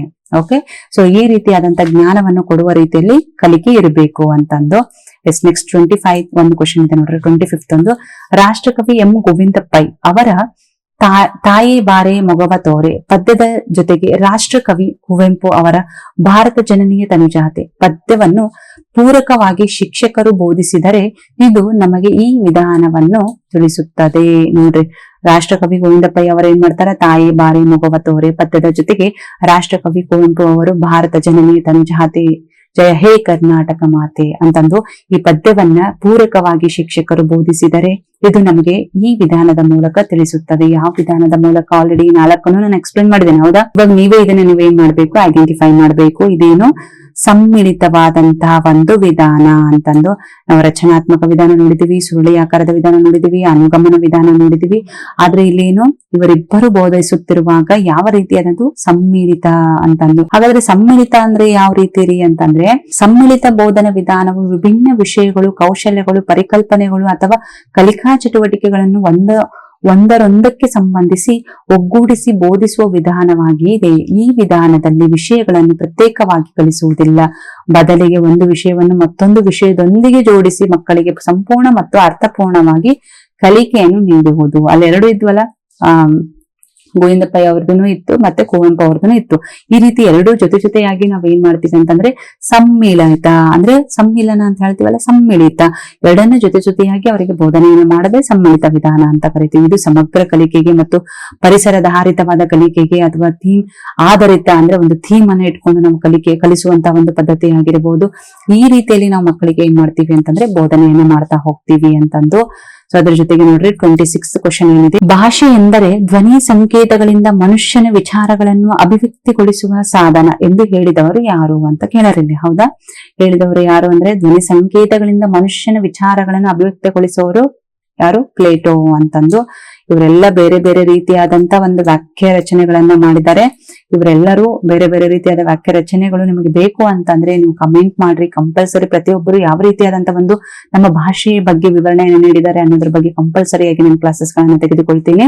ಇಲ್ಲಿ ಧ್ವನಿ ಸಂಕೇತಗಳಿಂದ ಮನುಷ್ಯನ ವಿಚಾರಗಳನ್ನು ಅಭಿವ್ಯಕ್ತಗೊಳಿಸುವವರು ಯಾರು? ಪ್ಲೇಟೋ ಅಂತ ಹೇಳ್ತೀವಿ. ಭಾಷಾ ಕೌಶಲ್ಯಗಳನ್ನು ಬೆಳೆಸುವುದು ಅಂತಂದಾಗ ಭಾಷಿಕವಾದಂತ ಉದ್ದೇಶ ಅಂತ ಹೇಳ್ತೀವಿ. Second one. ಓಕೆ, ಭಾಷಾ ಕೌಶಲ್ಯಗಳನ್ನು ಬೆಳೆಸುವುದು ಯಾವುದು? ಭಾಷಿಕ ಉದ್ದೇಶ. ಹಾಗಾದ್ರೆ ಸಾಹಿತ್ಯಿಕ ಉದ್ದೇಶ, ನೈತಿಕ ಉದ್ದೇಶ ಮತ್ತು ಮಾನಸಿಕ ಉದ್ದೇಶ ಅಂತಂದ್ರೆ ಯಾವ ರೀತಿ ಅಂತ ನೋಡ್ರಿ. ಸಾಹಿತ್ಯಿಕ ಉದ್ದೇಶ ಅಂತಂದಾಗ ಸಾಹಿತ್ಯದ ಉದ್ದೇಶವು ಭಾಷಾ ಕೌಶಲ್ಯಗಳಿಂದ ಸಾಹಿತ್ಯವನ್ನು ಅರ್ಥ ಮಾಡಿಕೊಳ್ಳಲು, ರಚಿಸಲು ಮತ್ತು ಜೀವನದ ಭಾವನೆಗಳನ್ನು ಹಂಚಿಕೊಳ್ಳಲು ಸಹಾಯ ಮಾಡುತ್ತದೆ ಅಂತಂದು. ಅಂದ್ರೆ ಭಾಷೆದ ಒಂದು ಕೌಶಲ್ಯವನ್ನ ಹೆಚ್ಚಿಸುವುದು ಯಾವುದು? ಸಾಹಿತ್ಯಿಕ. ಅದ್ರ ಜೊತೆಗೆ ಏನ್ ಮಾಡುತ್ತೆ ಅದು? ಜೀವನದ ಭಾವನೆಗಳನ್ನು ಹಂಚಿಕೊಳ್ಳಲು ಸಹಾಯ ಮಾಡುತ್ತೆ ಯಾವುದು? ಸಾಹಿತ್ಯಿಕ ಉದ್ದೇಶ. ಆದ್ರೆ ಭಾಷಿಕ ಉದ್ದೇಶ ಏನ್ ಮಾಡುತ್ತೆ? ಅಲ್ಲಿ ಆಲ್ರೆಡಿ ನೀವು ನೋಡಿದಿರ, ಹೌದಾ? ಸಾಮರ್ಥ್ಯವನ್ನು ಬಲಪಡಿಸಿ ಯಾವುದು? ಭಾಷೆದ ಒಂದು ಸಾಮರ್ಥ್ಯವನ್ನು ಬಲಪಡಿಸಿ ವ್ಯಾಕರಣ ಮತ್ತು ಶಬ್ದ ಸಂಕಲನವನ್ನು ಕಲಿಸಿ ಮಾತನಾಡುವ ಮತ್ತು ಬರೆಯುವಂತ ಸಾಮರ್ಥ್ಯವನ್ನ ಅಭಿವೃದ್ಧಿಪಡಿಸುತ್ತೆ. ನಾವು ಇವಾಗ ಮಾತಾಡ್ತಾ ಇದೀವಿ ಕನ್ನಡ, ನಾವು ಇವತ್ತಿನ ದಿನ ಬರಿತಾ ಇದೀವಿ ಕನ್ನಡ ಅಂತಂದಾಗ ಇವುಗಳನ್ನ ವ್ಯಾಕರಣಬದ್ಧವಾಗಿ ನಮ್ಗೆ ಯಾವ ರೀತಿ ಬರಿಬೇಕು, ಯಾವ ರೀತಿ ಮಾತನಾಡಬೇಕು ಅನ್ನೋದನ್ನು ಕಲಿಸುವುದೇ ಯಾವುದು? ಭಾಷಿಕ ಉದ್ದೇಶ ಅಂತ ಹೇಳ್ತೀವಿ. ಅದೇ ರೀತಿ ನೈತಿಕ ಉದ್ದೇಶ ಅಂತಂದ್ರೆ ನೋಡ್ರಿ, ನೈತಿಕ ಉದ್ದೇಶವು ಭಾಷೆಯ ಮೂಲಕ ನೈತಿಕ ಮೌಲ್ಯಗಳು ಮತ್ತು ಸಾಮಾಜಿಕ ಸಂಸ್ಕೃತಿಯನ್ನು ತಿಳಿಸಿ ಸಾಹಿತ್ಯದಲ್ಲಿರುವಂತಹ ಮೌಲ್ಯಗಳಿಂದ ಮಕ್ಕಳ ಮನಸ್ಸಿನಲ್ಲಿ ಸರಿಯಾದ ಚಿಂತನೆಯನ್ನು ರೂಪಿಸುತ್ತದೆ. ಅಂದ್ರೆ ನೈತಿಕ ಉದ್ದೇಶ ಅಂತಂದಾಗ ಇವಾಗ ನಮ್ಮ ಭಾಷೆಯ ಬಗ್ಗೆ ನಾವು ಮಾರಲಿಟಿಯಾಗಿ ಅಂದ್ರೆ ನೈತಿಕವಾಗಿ ಏನ್ ಮಾಡ್ಬೇಕು ಅಂತಂದ್ರೆ ಸಾಹಿತ್ಯಿಕವಾಗಿ ಏನ್ ಮಾಡಬೇಕು, ಮಕ್ಕಳ ಮನಸ್ಸಲ್ಲಿ ನಮ್ಮ ಭಾಷೆಯ ಬಗ್ಗೆ ಹೆಚ್ಚಿನ ಒಂದು ಅಭಿವೃದ್ಧಿಯನ್ನು ಮೂಡಿಸಬೇಕು ಅಂತಂದು, ಹೆಚ್ಚಿನ ಒಂದು ಮನೋಭಾವವನ್ನು ಬೆಳೆಸಬೇಕು ಅಂತಂದು, ನಮ್ಮ ಭಾಷೆಯ ಒಂದು ಕಲೆಯ ಬಗ್ಗೆ ನಾವಲ್ಲಿ, ನಮ್ಮ ಭಾಷೆಯ ಒಂದು ಸಂಸ್ಕೃತಿಯ ಬಗ್ಗೆ ನಾವು ಅಲ್ಲಿ ತಿಳಿಸ್ತಾ ಹೋಗ್ಬೇಕು. ಅದು ನೈತಿಕ ಉದ್ದೇಶ ಅಂತಂದು ನಾವಲ್ಲಿ ಹೇಳ್ತೀವಿ. ಮಾನಸಿಕ ಉದ್ದೇಶ ಅಂತಂದಾಗ ಯಾವ ರೀತಿ ನೋಡ್ರಿ, ಮಾನಸಿಕ ಉದ್ದೇಶವು ಭಾಷಾ ಕೌಶಲ್ಯಗಳ ಮೂಲಕ ಮಕ್ಕಳ ಬೌದ್ಧಿಕ ಶಕ್ತಿ, ಭಾವನಾತ್ಮಕ ಬೆಳವಣಿಗೆ ಮತ್ತು ಸೃಜನಶೀಲತೆಯನ್ನು ಹೆಚ್ಚಿಸಿ ಮಾತುಕತೆ ಮತ್ತು ಬರವಣಿಗೆ ಸ್ವಾಭಾವಿಕತೆಯಿಂದ ಮಾನಸಿಕ ವಿಶ್ಲೇಷಣೆ ಹಾಗೂ ಜ್ಞಾನವನ್ನು ವೃದ್ಧಿಸುತ್ತದೆ. ಅಂದ್ರೆ ಇಲ್ಲಿ ಮಾನಸಿಕ ಉದ್ದೇಶ ಅಂತಂದ್ರೆ ಭಾಷೆಯ ಬಗ್ಗೆ ಹೆಚ್ಚಿನ ಒಲವನ್ನ ಮೂಡಿಸಬೇಕು ಅಂತಂದು, ಭಾಷೆಯ ಬಗ್ಗೆ ಭೌತಿಕ ಶಕ್ತಿಯನ್ನು ಹುಟ್ಟಿಸಬೇಕು. ಭಾವನಾತ್ಮಕವಾಗಿ ಅಂದ್ರೆ ಈಗ ನಾಟಕಗಳನ್ನ ಹೇಳುವುದರ ಮುಖಾಂತರವಾಗಿರ್ಬಹುದು, ಪದ್ಯಗಳನ್ನ ಹಾಡುಗಳ ಮುಖಾಂತರ ಹೇಳುವುದಾಗಿರ್ಬಹುದು, ಈ ರೀತಿ ಅದನ್ನ ಓದುವುದರ ಬಗ್ಗೆ ಹೆಚ್ಚು ಒಲವನ್ನ ತೋರಿಸಬೇಕು. ಹೀಗಿದೆ, ಹೆಚ್ಚು ಒಲವು ತೋರಿಸಬೇಕು. ಮತ್ತೆ ಮಾನಸಿಕವಾಗಿ ನಮ್ಮ ಕನ್ನಡ ಭಾಷೆಯ ಬಗ್ಗೆ, ಭಾಷೆಗಳ ಬಗ್ಗೆ ಅವ್ರಿಗೆ ಅರಿವು ಮೂಡಿಸಬೇಕು ಅಂತಂದ್ರೆ ನಾಟಕ ಹೇಳುವುದರ ಮುಖಾಂತರ, ಹಾಡು ಹೇಳುವುದರ ಮುಖಾಂತರ. ಈ ರೀತಿಯಾಗಿ ಮಾನಸಿಕವಾಗಿ ಅವರಿಗೆ ಏನಾಗುತ್ತೆ ಅಂತಂದ್ರೆ ಸರಳತೆಯಾಗಿ ಇನ್ನೂ ಹೆಚ್ಚಿನ ಪ್ರಮಾಣದಲ್ಲಿ ಅವರು ಜ್ಞಾನವನ್ನು ಪಡೆಯುವುದಕ್ಕೆ ಸಾಧ್ಯ ಆಗುತ್ತೆ ಅಂತಂದು. 28 ಕ್ವಶನ್ ನೋಡ್ರಿ. ಸಾಮಾನ್ಯ ಅರ್ಥದಲ್ಲಿ ಆಲಿಸುವಿಕೆ ಅಂದ್ರೆ ಕೇಳುವಿಕೆ ಅಂತಂದು ಕರಿತೀವಿ. ಆಲಿಸು ಅಂತಂದ್ರೆ ಕೇಳು, ಮಾತನಾಡು, ಬರೆಯುವಿಕೆ, ಓದುವಿಕೆ ಅಂತಂದು ನಾವು ಹೇಳ್ತೀವಿ. ಆಲಿಸುವಿಕೆ ಅಂದ್ರೆ ಏನು, ಇಲ್ಲಿ ಅಷ್ಟೇ ಕೇಳುವಿಕೆ ಅಂತ ಹೇಳ್ತೀವಿ. ನೋಡ್ರಿ ನೆಕ್ಸ್ಟ್ ಕ್ವಶನ್, ನಾಡ ನುಡಿಯ ಪರಂಪರೆ, ಸಾಹಿತ್ಯ, ಸಂಸ್ಕೃತಿ ಅರಿವನ್ನು ಮೂಡಿಸುವುದು ಅಂತಂದ್ರೆ ಸಾಹಿತ್ಯ ಉದ್ದೇಶ. ನೋಡ್ರಿ, ನಮ್ಮ ನಾಡ ನುಡಿ ಪರಂಪರೆ, ಸಾಹಿತ್ಯ, ಸಂಸ್ಕೃತಿಯ ಬಗ್ಗೆ ನಾವು ಅರಿವನ್ನು ಮೂಡಿಸುವುದು ಎಲ್ಲಿ ಅಂತಂದ್ರೆ ಸಾಹಿತ್ಯಿಕ ಒಂದು ಉದ್ದೇಶದಲ್ಲಿ. ಭಾಷಿಕ ಉದ್ದೇಶ, ನೈತಿಕ ಉದ್ದೇಶ, ಮಾನಸಿಕ ಉದ್ದೇಶ ಏನು ಅಂತಂದ್ರೆ ಆಲ್ರೆಡಿ ನಾನು ಎಕ್ಸ್ಪ್ಲೇನ್ ಮಾಡಿದ್ದೇನೆ. ಪಠ್ಯ ಲಾಸ್ಟ್ ಒನ್ ಯಾವ್ದು ನೋಡ್ರಿ, 30ನೇದು. ಪಠ್ಯಕ್ರಮ ನಿರ್ಧರಿಸಿದ ಗುರಿಗಳನ್ನು, ಪಠ್ಯ ವಸ್ತು ಸೂಚಿಸಿದ ಮಾರ್ಗೋಪಾಯಗಳನ್ನು ಸಾಕಾರಗೊಳಿಸಲು ಒಂದು ನಿರ್ದಿಷ್ಟ ವಿಷಯದ ಪಠ್ಯ ಅಂಶಗಳನ್ನು ಒಳಗೊಂಡಂತ ಒಂದು ಸಾಧನ. ಅಂದ್ರೆ ಪಠ್ಯಕ್ರಮ ನಿರ್ಧರಿಸಿದ ಗುರಿಗಳನ್ನು, ಪಠ್ಯ ವಸ್ತು ಸೂಚಿಸಿದ ಮಾರ್ಗೋಪಾಯಗಳನ್ನು ಸಾಕಾರಗೊಳಿಸಲು ಒಂದು ನಿರ್ದಿಷ್ಟ ವಿಷಯದ ಒಂದು ಪಠ್ಯ ಅಂಶವನ್ನು ಒಳಗೊಂಡಿದೆ ಅಂತಂದ್ರೆ ಪಠ್ಯ ಪುಸ್ತಕ ಅಂತ ನಾವು ಕರಿತೀವಿ. ಓಕೆ, ಪಠ್ಯ ಪುಸ್ತಕ ಅಂತಂದು, ಪಠ್ಯ ವಸ್ತು ಅಲ್ಲ, ಪಠ್ಯ ಪುಸ್ತಕ ಅಂತಂದು ಒಂದನೇದನ್ನ ಹೇಳ್ತೀವಿ. ಪಠ್ಯ ಪುಸ್ತಕ ಅಂದ್ರೆ ಈ ಎಲ್ಲಾ ವಿಷಯಗಳು ಒಳಗೊಂಡಿತ್ತು ಅಂತಂದ್ರೆ ಅದನ್ನ ಪಠ್ಯ ಪುಸ್ತಕ ಅಂತ ಕರಿತೀವಿ. ಹಾಗಾದ್ರೆ ಪಠ್ಯಕ್ರಮ ಅಂದ್ರೆ ಏನಿರುತ್ತೆ ಅದರೊಳಗೆ? ಪಠ್ಯ ಪುಸ್ತಕವು ವಿದ್ಯಾರ್ಥಿಗಳು ಕಲಿಯಬೇಕಾದ ವಿಷಯಗಳನ್ನು ಕ್ರಮಬದ್ಧವಾಗಿ, ಸಿಂಹಾವಲೋಕನವಾಗಿ ಮತ್ತು ಮಾಹಿತಿ ಪೂರ್ಣವಾಗಿ ನೀಡುವ ಶೈಕ್ಷಣಿಕ ಪುಸ್ತಕ ಅಂತ, ಅದನ್ನೇ ನಾವು ಪಠ್ಯ ಪುಸ್ತಕ ಅಂತ ಹೇಳ್ತೀವಿ. ಅಂದ್ರೆ ವಿದ್ಯಾರ್ಥಿಗಳಿಗೆ ಕ್ರಮಬದ್ಧವಾಗಿ ನಾವು ಜೋಡಣೆ, ಅಂದ್ರೆ ಪೀಠಿಕೆ ಇರುತ್ತಲ್ಲ, ಫಸ್ಟ್ ಗೆ ನಾವು ನೋಡ್ತೀವಲ್ಲ ಪಠ್ಯ ಪುಸ್ತಕ ಏನೇನು ಕೊಟ್ಟರೆ ಏನೇನಿಲ್ಲ ಅಂತಂದು. ಅದರ ಬಗ್ಗೆ ಪಠ್ಯಕ್ರಮ ಅಂತಂದಾಗ ಏನಾಗುತ್ತೆ ನೋಡಿ, ಪಠ್ಯಕ್ರಮವು ನಿರ್ದಿಷ್ಟ ತರಗತಿ ಅಥವಾ ಕೋರ್ಸ್ ನಲ್ಲಿ ವಿದ್ಯಾರ್ಥಿಗಳು ಕಲಿಯಬೇಕಾದ ವಿಷಯಗಳು, ಕೌಶಲ್ಯಗಳು, ಚಟುವಟಿಕೆಗಳು ಮತ್ತು ಕಲಿಕಾ ಗುರಿಗಳನ್ನು ಕ್ರಮಬದ್ಧವಾಗಿ ಜೋಡಣೆ ಗುಡಿಸುವ ಶೈಕ್ಷಣಿಕ ಯೋಜನೆ ಆಗಿದೆ ಪಠ್ಯಕ್ರಮ ಅಂತಂದು. ಅಂದ್ರೆ ಸಿಲೆಬಸ್ ಅಂತ ಕರಿತೀವಲ್ಲ, ಅದನ್ನ ನಾವು ಪಠ್ಯಕ್ರಮ ಅಂತ ಹೇಳ್ತೀವಿ. ಅವ್ರು ಏನ್ ಓದ್ಬೇಕು, ಫಸ್ಟ್ ಸೆಮಿಸ್ಟರ್ ಅಲ್ಲಿ ಎಷ್ಟು ಪಾಠಗಳು ಬರ್ತವೆ, ಸೆಕೆಂಡ್ ಸೆಮಿಸ್ಟರ್ ಅಲ್ಲಿ ಎಷ್ಟು ಪಾಠ, ಈ ರೀತಿ ಪಠ್ಯಕ್ರಮಗಳನ್ನ ಅವರು ಜೋಡಣೆಯನ್ನು ಮಾಡಿರ್ತೀವಿ ಅಂತಂದು. ಪಠ್ಯ ವಸ್ತು ಅಂತಂದಾಗ ನೋಡ್ರಿ, ಪಠ್ಯ ವಸ್ತು ಪಠ್ಯಕ್ರಮದ ಆಧಾರದ ಮೇಲೆ ವಿದ್ಯಾರ್ಥಿಗಳಿಗೆ ಕಲಿಸಲು ಆಯ್ದುಕೊಂಡಿರುವಂತ ವಿಷಯದ ಮಾಹಿತಿಗಳು, ಉದಾಹರಣೆಗೆ ಅಭ್ಯಾಸಗಳು ಮತ್ತು ಕಲಿಕಾಂಶಗಳು. ಅಂದ್ರೆ ಪಠ್ಯವಸ್ತು ಅಂತಂದ್ರೆ ಈಗ ಒಂದು ಪಾಠ ಮುಗಿದ ಲಾಸ್ಟಿಗೆ ಅಭ್ಯಾಸಗಳು ಇರ್ತಾವಲ್ಲ, ಕ್ವಶನ್ ಆನ್ಸರ್ ಮತ್ತೆ ಸಮಾನಾರ್ಥಕ ಪದಗಳು, ಅವೆಲ್ಲ ಪಠ್ಯವಸ್ತುಗಳು ಅಂತಂದು ನಾವು ಕರಿತೀವಿ ಅಂತಂದು. ಅಭ್ಯಾಸ ಪುಸ್ತಕ ಅಂತಂದ್ರೆ ಯಾವ ರೀತಿ ನೋಡ್ರಿ, ಅಭ್ಯಾಸ ಪುಸ್ತಕವು ವಿದ್ಯಾರ್ಥಿಗಳು ಕಲಿತ ವಿಷಯವನ್ನು ಪುನರಾವರ್ತನೆ ಮಾಡಲು ಇಲ್ಲೇನಾಗುತ್ತೆ ನೋಡ್ರಿ, ಪಠ್ಯವಸ್ತು ಅಂತಂದಾಗ ಉದಾಹರಣೆ ಅಭ್ಯಾಸಗಳು ಮತ್ತು ಕಲಿಕಾ ಅಂಶಗಳು ಅಂತಂದು ಸಮೂಹವನ್ನೇ ಕೊಟ್ಟಿರ್ತಾರ, ಪಾಠದ ಹಿಂದೆಗಡೆ ಒಂದು ಪ್ಯಾರ ಮಾಡ್ಕೊಂಡು. ಆ ರೀತಿಯಲ್ಲಿ ಪಠ್ಯವಸ್ತು. ಅದೇ ಪಠ್ಯ ಪುಸ್ತಕ ಅಂತಂದ್ರೆ ನೋಡ್ರಿ, ಇಲ್ಲಿ ಪುನರಾವರ್ತನೆ ಆಗೋದಕ್ಕೆ ಅವರಿಗೆ ಅಭ್ಯಾಸ ಪ್ರಶ್ನೆಗಳನ್ನ ಆ ಒಂದು ಪಾಠದ ಕುರಿತಾಗಿ ಎಂದರೇನಾಗಿರ್ಬಹುದು ಅಥವಾ ಬಿಟ್ಟ ಸ್ಥಳಗಳಾಗಿರ್ಬಹುದು ಇಲ್ಲಿ ಪಠ್ಯ ಪುಸ್ತಕದಲ್ಲಿ ಕೊಡ್ತಾರೆ. ಆದ್ರೆ ಪಠ್ಯ ವಸ್ತುಗಳಲ್ಲಿ ಏನ್ ಮಾಡ್ತಾರೆ ಅಂತಂದ್ರೆ ಅಭ್ಯಾಸ ಅಂತ ಒಂದಿಷ್ಟು ಕೊಟ್ಟಿರ್ತಾರೆ. ಓಕೆ, ಅದನ್ನ ಅವ್ರು ಏನ್ ಮಾಡ್ಬೇಕಾಗತ್ತೆ ಅಂತಂದ್ರೆ ಆ ಒಂದು ಮಾಹಿತಿಯನ್ನ ಸಂಗ್ರಹಣೆ ಮಾಡ್ಕೊಂಡು ಪಠ್ಯ ಪುಸ್ತಕದಲ್ಲಿ ನೋಡ್ಕೊಳ್ಬಹುದು. ಈ ರೀತಿಯಲ್ಲಿ ನಾವೇನ್ ಮಾಡ್ತೀವಿ ಅಂತಂದ್ರೆ ಪಠ್ಯ ಪುಸ್ತಕ, ಪಠ್ಯಕ್ರಮ, ಪಠ್ಯ ವಸ್ತು. ಪಠ್ಯ ಪುಸ್ತಕ ಅಂದ್ರೆ ಏನಂತ ಗೊತ್ತಾಯ್ತು, ಸಂಪೂರ್ಣ ಆದಂತ ವಿಷಯ ವಸ್ತು ಇರುತ್ತೆ. ಪಠ್ಯಕ್ರಮ ಅಂತಂದಾಗ ಸಿಲೆಬಸ್ ಇರುತ್ತೆ. ಪಠ್ಯ ವಸ್ತು ಅಂತಂದಾಗ ಆ ಒಂದು ಕಂಪ್ಲೀಟ್ ಆದ ಪಾಠದ ನಂತರ ಏನ್ ಮಾಡ್ತಾರೆ, ಅದೊಂದು ಪ್ಯಾರ ಕೊಟ್ಕೊಂಡು ಅದು ಕಂಪ್ಲೀಟ್ ಆದ ಮಾಹಿತಿಯನ್ನ ಒಳಗೊಂಡಿರ್ತಾರೆ. ಅಭ್ಯಾಸ ಪುಸ್ತಕ ಅಂತಂದ್ರೆ ಆ ಪಾಠದ ವಿಷಯದ ಕುರಿತಾಗಿ ಪ್ರಶ್ನೋತ್ತರಗಳನ್ನು ಹಿಂದುಗಡೆ ಕೊಟ್ಟಿರ್ತಾರೆ ಪಾಠದ ಕೊನೆಯಲ್ಲಿ, ಅಭ್ಯಾಸ ಪುಸ್ತಕ ಅಂತ ಹೇಳ್ತೀವಿ. ಈ 30 ಕ್ವಶನ್ಸ್ ಯಾವುದಕ್ಕೆ ಸಂಬಂಧಪಟ್ಟಿದೆ? ಒಂದು ವ್ಯಾಕರಣಾಂಶ ಮತ್ತು ಬೋಧನಾ ಪದ್ಧತಿಗೆ ಸಂಬಂಧಪಟ್ಟಿದೆ. ನಿಮ್ಗೆ ಇನ್ನೂ ಸಂಪೂರ್ಣವಾಗಿ ಅಂದ್ರೆ ಇವಾಗ ಕಂಪ್ಲೀಟ್ ಆಗಿ ವ್ಯಾಕರಣ, ಸಮಾಸಗಳು, ಸಂಧಿಗಳು ಮತ್ತೆ ಅದ್ರ ಜೊತೆಗೆ ಬೋಧನಾ ಪದ್ಧತಿಯ ವಿಧಾನಗಳು, ಈ ರೀತಿಯಾದಂತ ಕ್ಲಾಸ್ಗಳು ನಿಮ್ಗೆ ನೀಟ್ ಆಗಿ ಪ್ರತಿಯೊಂದರ ಬಗ್ಗೆ ಎಕ್ಸ್ಪ್ಲನೇಷನ್ ಬೇಕಾಗಿತ್ತು ಅಂತಂದ್ರೆ ಖಂಡಿತವಾಗಿ ಕಮೆಂಟ್ ಬಾಕ್ಸ್ ಅಲ್ಲಿ ತಿಳಿಸಿ. ನಾನು ಆ ಕ್ಲಾಸ್ಗಳನ್ನ ತಗೊಂಡ್ ಬರೋದಕ್ಕೆ ಪ್ರಯತ್ನ ಮಾಡ್ತೀನಿ. ಎಷ್ಟು ಬೇಗ ಆಗುತ್ತೆ ಅಷ್ಟು ಬೇಗ ನಾನು ಇವುಗಳನ್ನೆಲ್ಲ ನಿಮ್ಗೆ ಪ್ರೊವೈಡ್ ಮಾಡ್ತಾ ಹೋಗ್ತೀನಿ. ಸೊ ಇಲ್ಲಿವರೆಗೂ ಏನು ಈ ಒಂದು 2024 ಕ್ವಶನ್ ಪೇಪರ್ ಅನ್ನು ಅನಲೈಸ್ ಮಾಡಿದ್ದು. ಸೊ ನೀವೇನ್ ಮಾಡಬೇಕು, ನಮ್ಮ ಚಾನಲ್ ಅನ್ನ ಸಬ್ಸ್ಕ್ರೈಬ್ ಮಾಡಬೇಕು, ಮತ್ತೆ ಅದರ ಜೊತೆಗೆ ಶೇರ್ ಮತ್ತೆ ಬೆಲ್ ಐಕನ್ ಅನ್ನು ಪ್ರೆಸ್ ಮಾಡಬೇಕು. ಅಂದ್ರೆ ಮಾತ್ರ ನನಗೆ ಹೆಚ್ಚಿನ ವಿಡಿಯೋಗಳನ್ನ ಮಾಡೋದಕ್ಕೆ ಪ್ರೋತ್ಸಾಹ ಸಿಗುತ್ತೆ. ಈಗ ನೀವು ಹೆಚ್ಚು ಪ್ರೋತ್ಸಾಹವನ್ನ ನೀಡ್ತಾ ಇದ್ದೀರಿ, ಹೆಚ್ಚು ಹೆಚ್ಚು ವಿಡಿಯೋಗಳನ್ನ ನೋಡ್ತಾ ಇದ್ದೀರಿ. ಹೀಗೆ ನಮ್ಮ ವಿಡಿಯೋಗಳಿಗೆ ಏನ್ ಮಾಡ್ರಿ, ಸಪೋರ್ಟ್ ಮಾಡ್ರಿ, ಮತ್ತೆ ನಮಗೂ ಸಪೋರ್ಟ್ ಮಾಡ್ರಿ. ನಮ್ಮ ವಿಡಿಯೋಗಳನ್ನು ಸಹ ನೀವು ನೋಡ್ತಾ ಬನ್ನಿ. ನಾವು ಇನ್ನೂ ಹೆಚ್ಚಿನ ಮಾಹಿತಿ ಕೊಡೋದಕ್ಕೆ ಏನು ಸಹಕಾರ ಆದಂಗಾಗುತ್ತೆ. Thank you for watching this video ಅಂತ ಹೇಳ್ತಾ ಬಾಯ್, ಟೇಕ್ ಕೇರ್.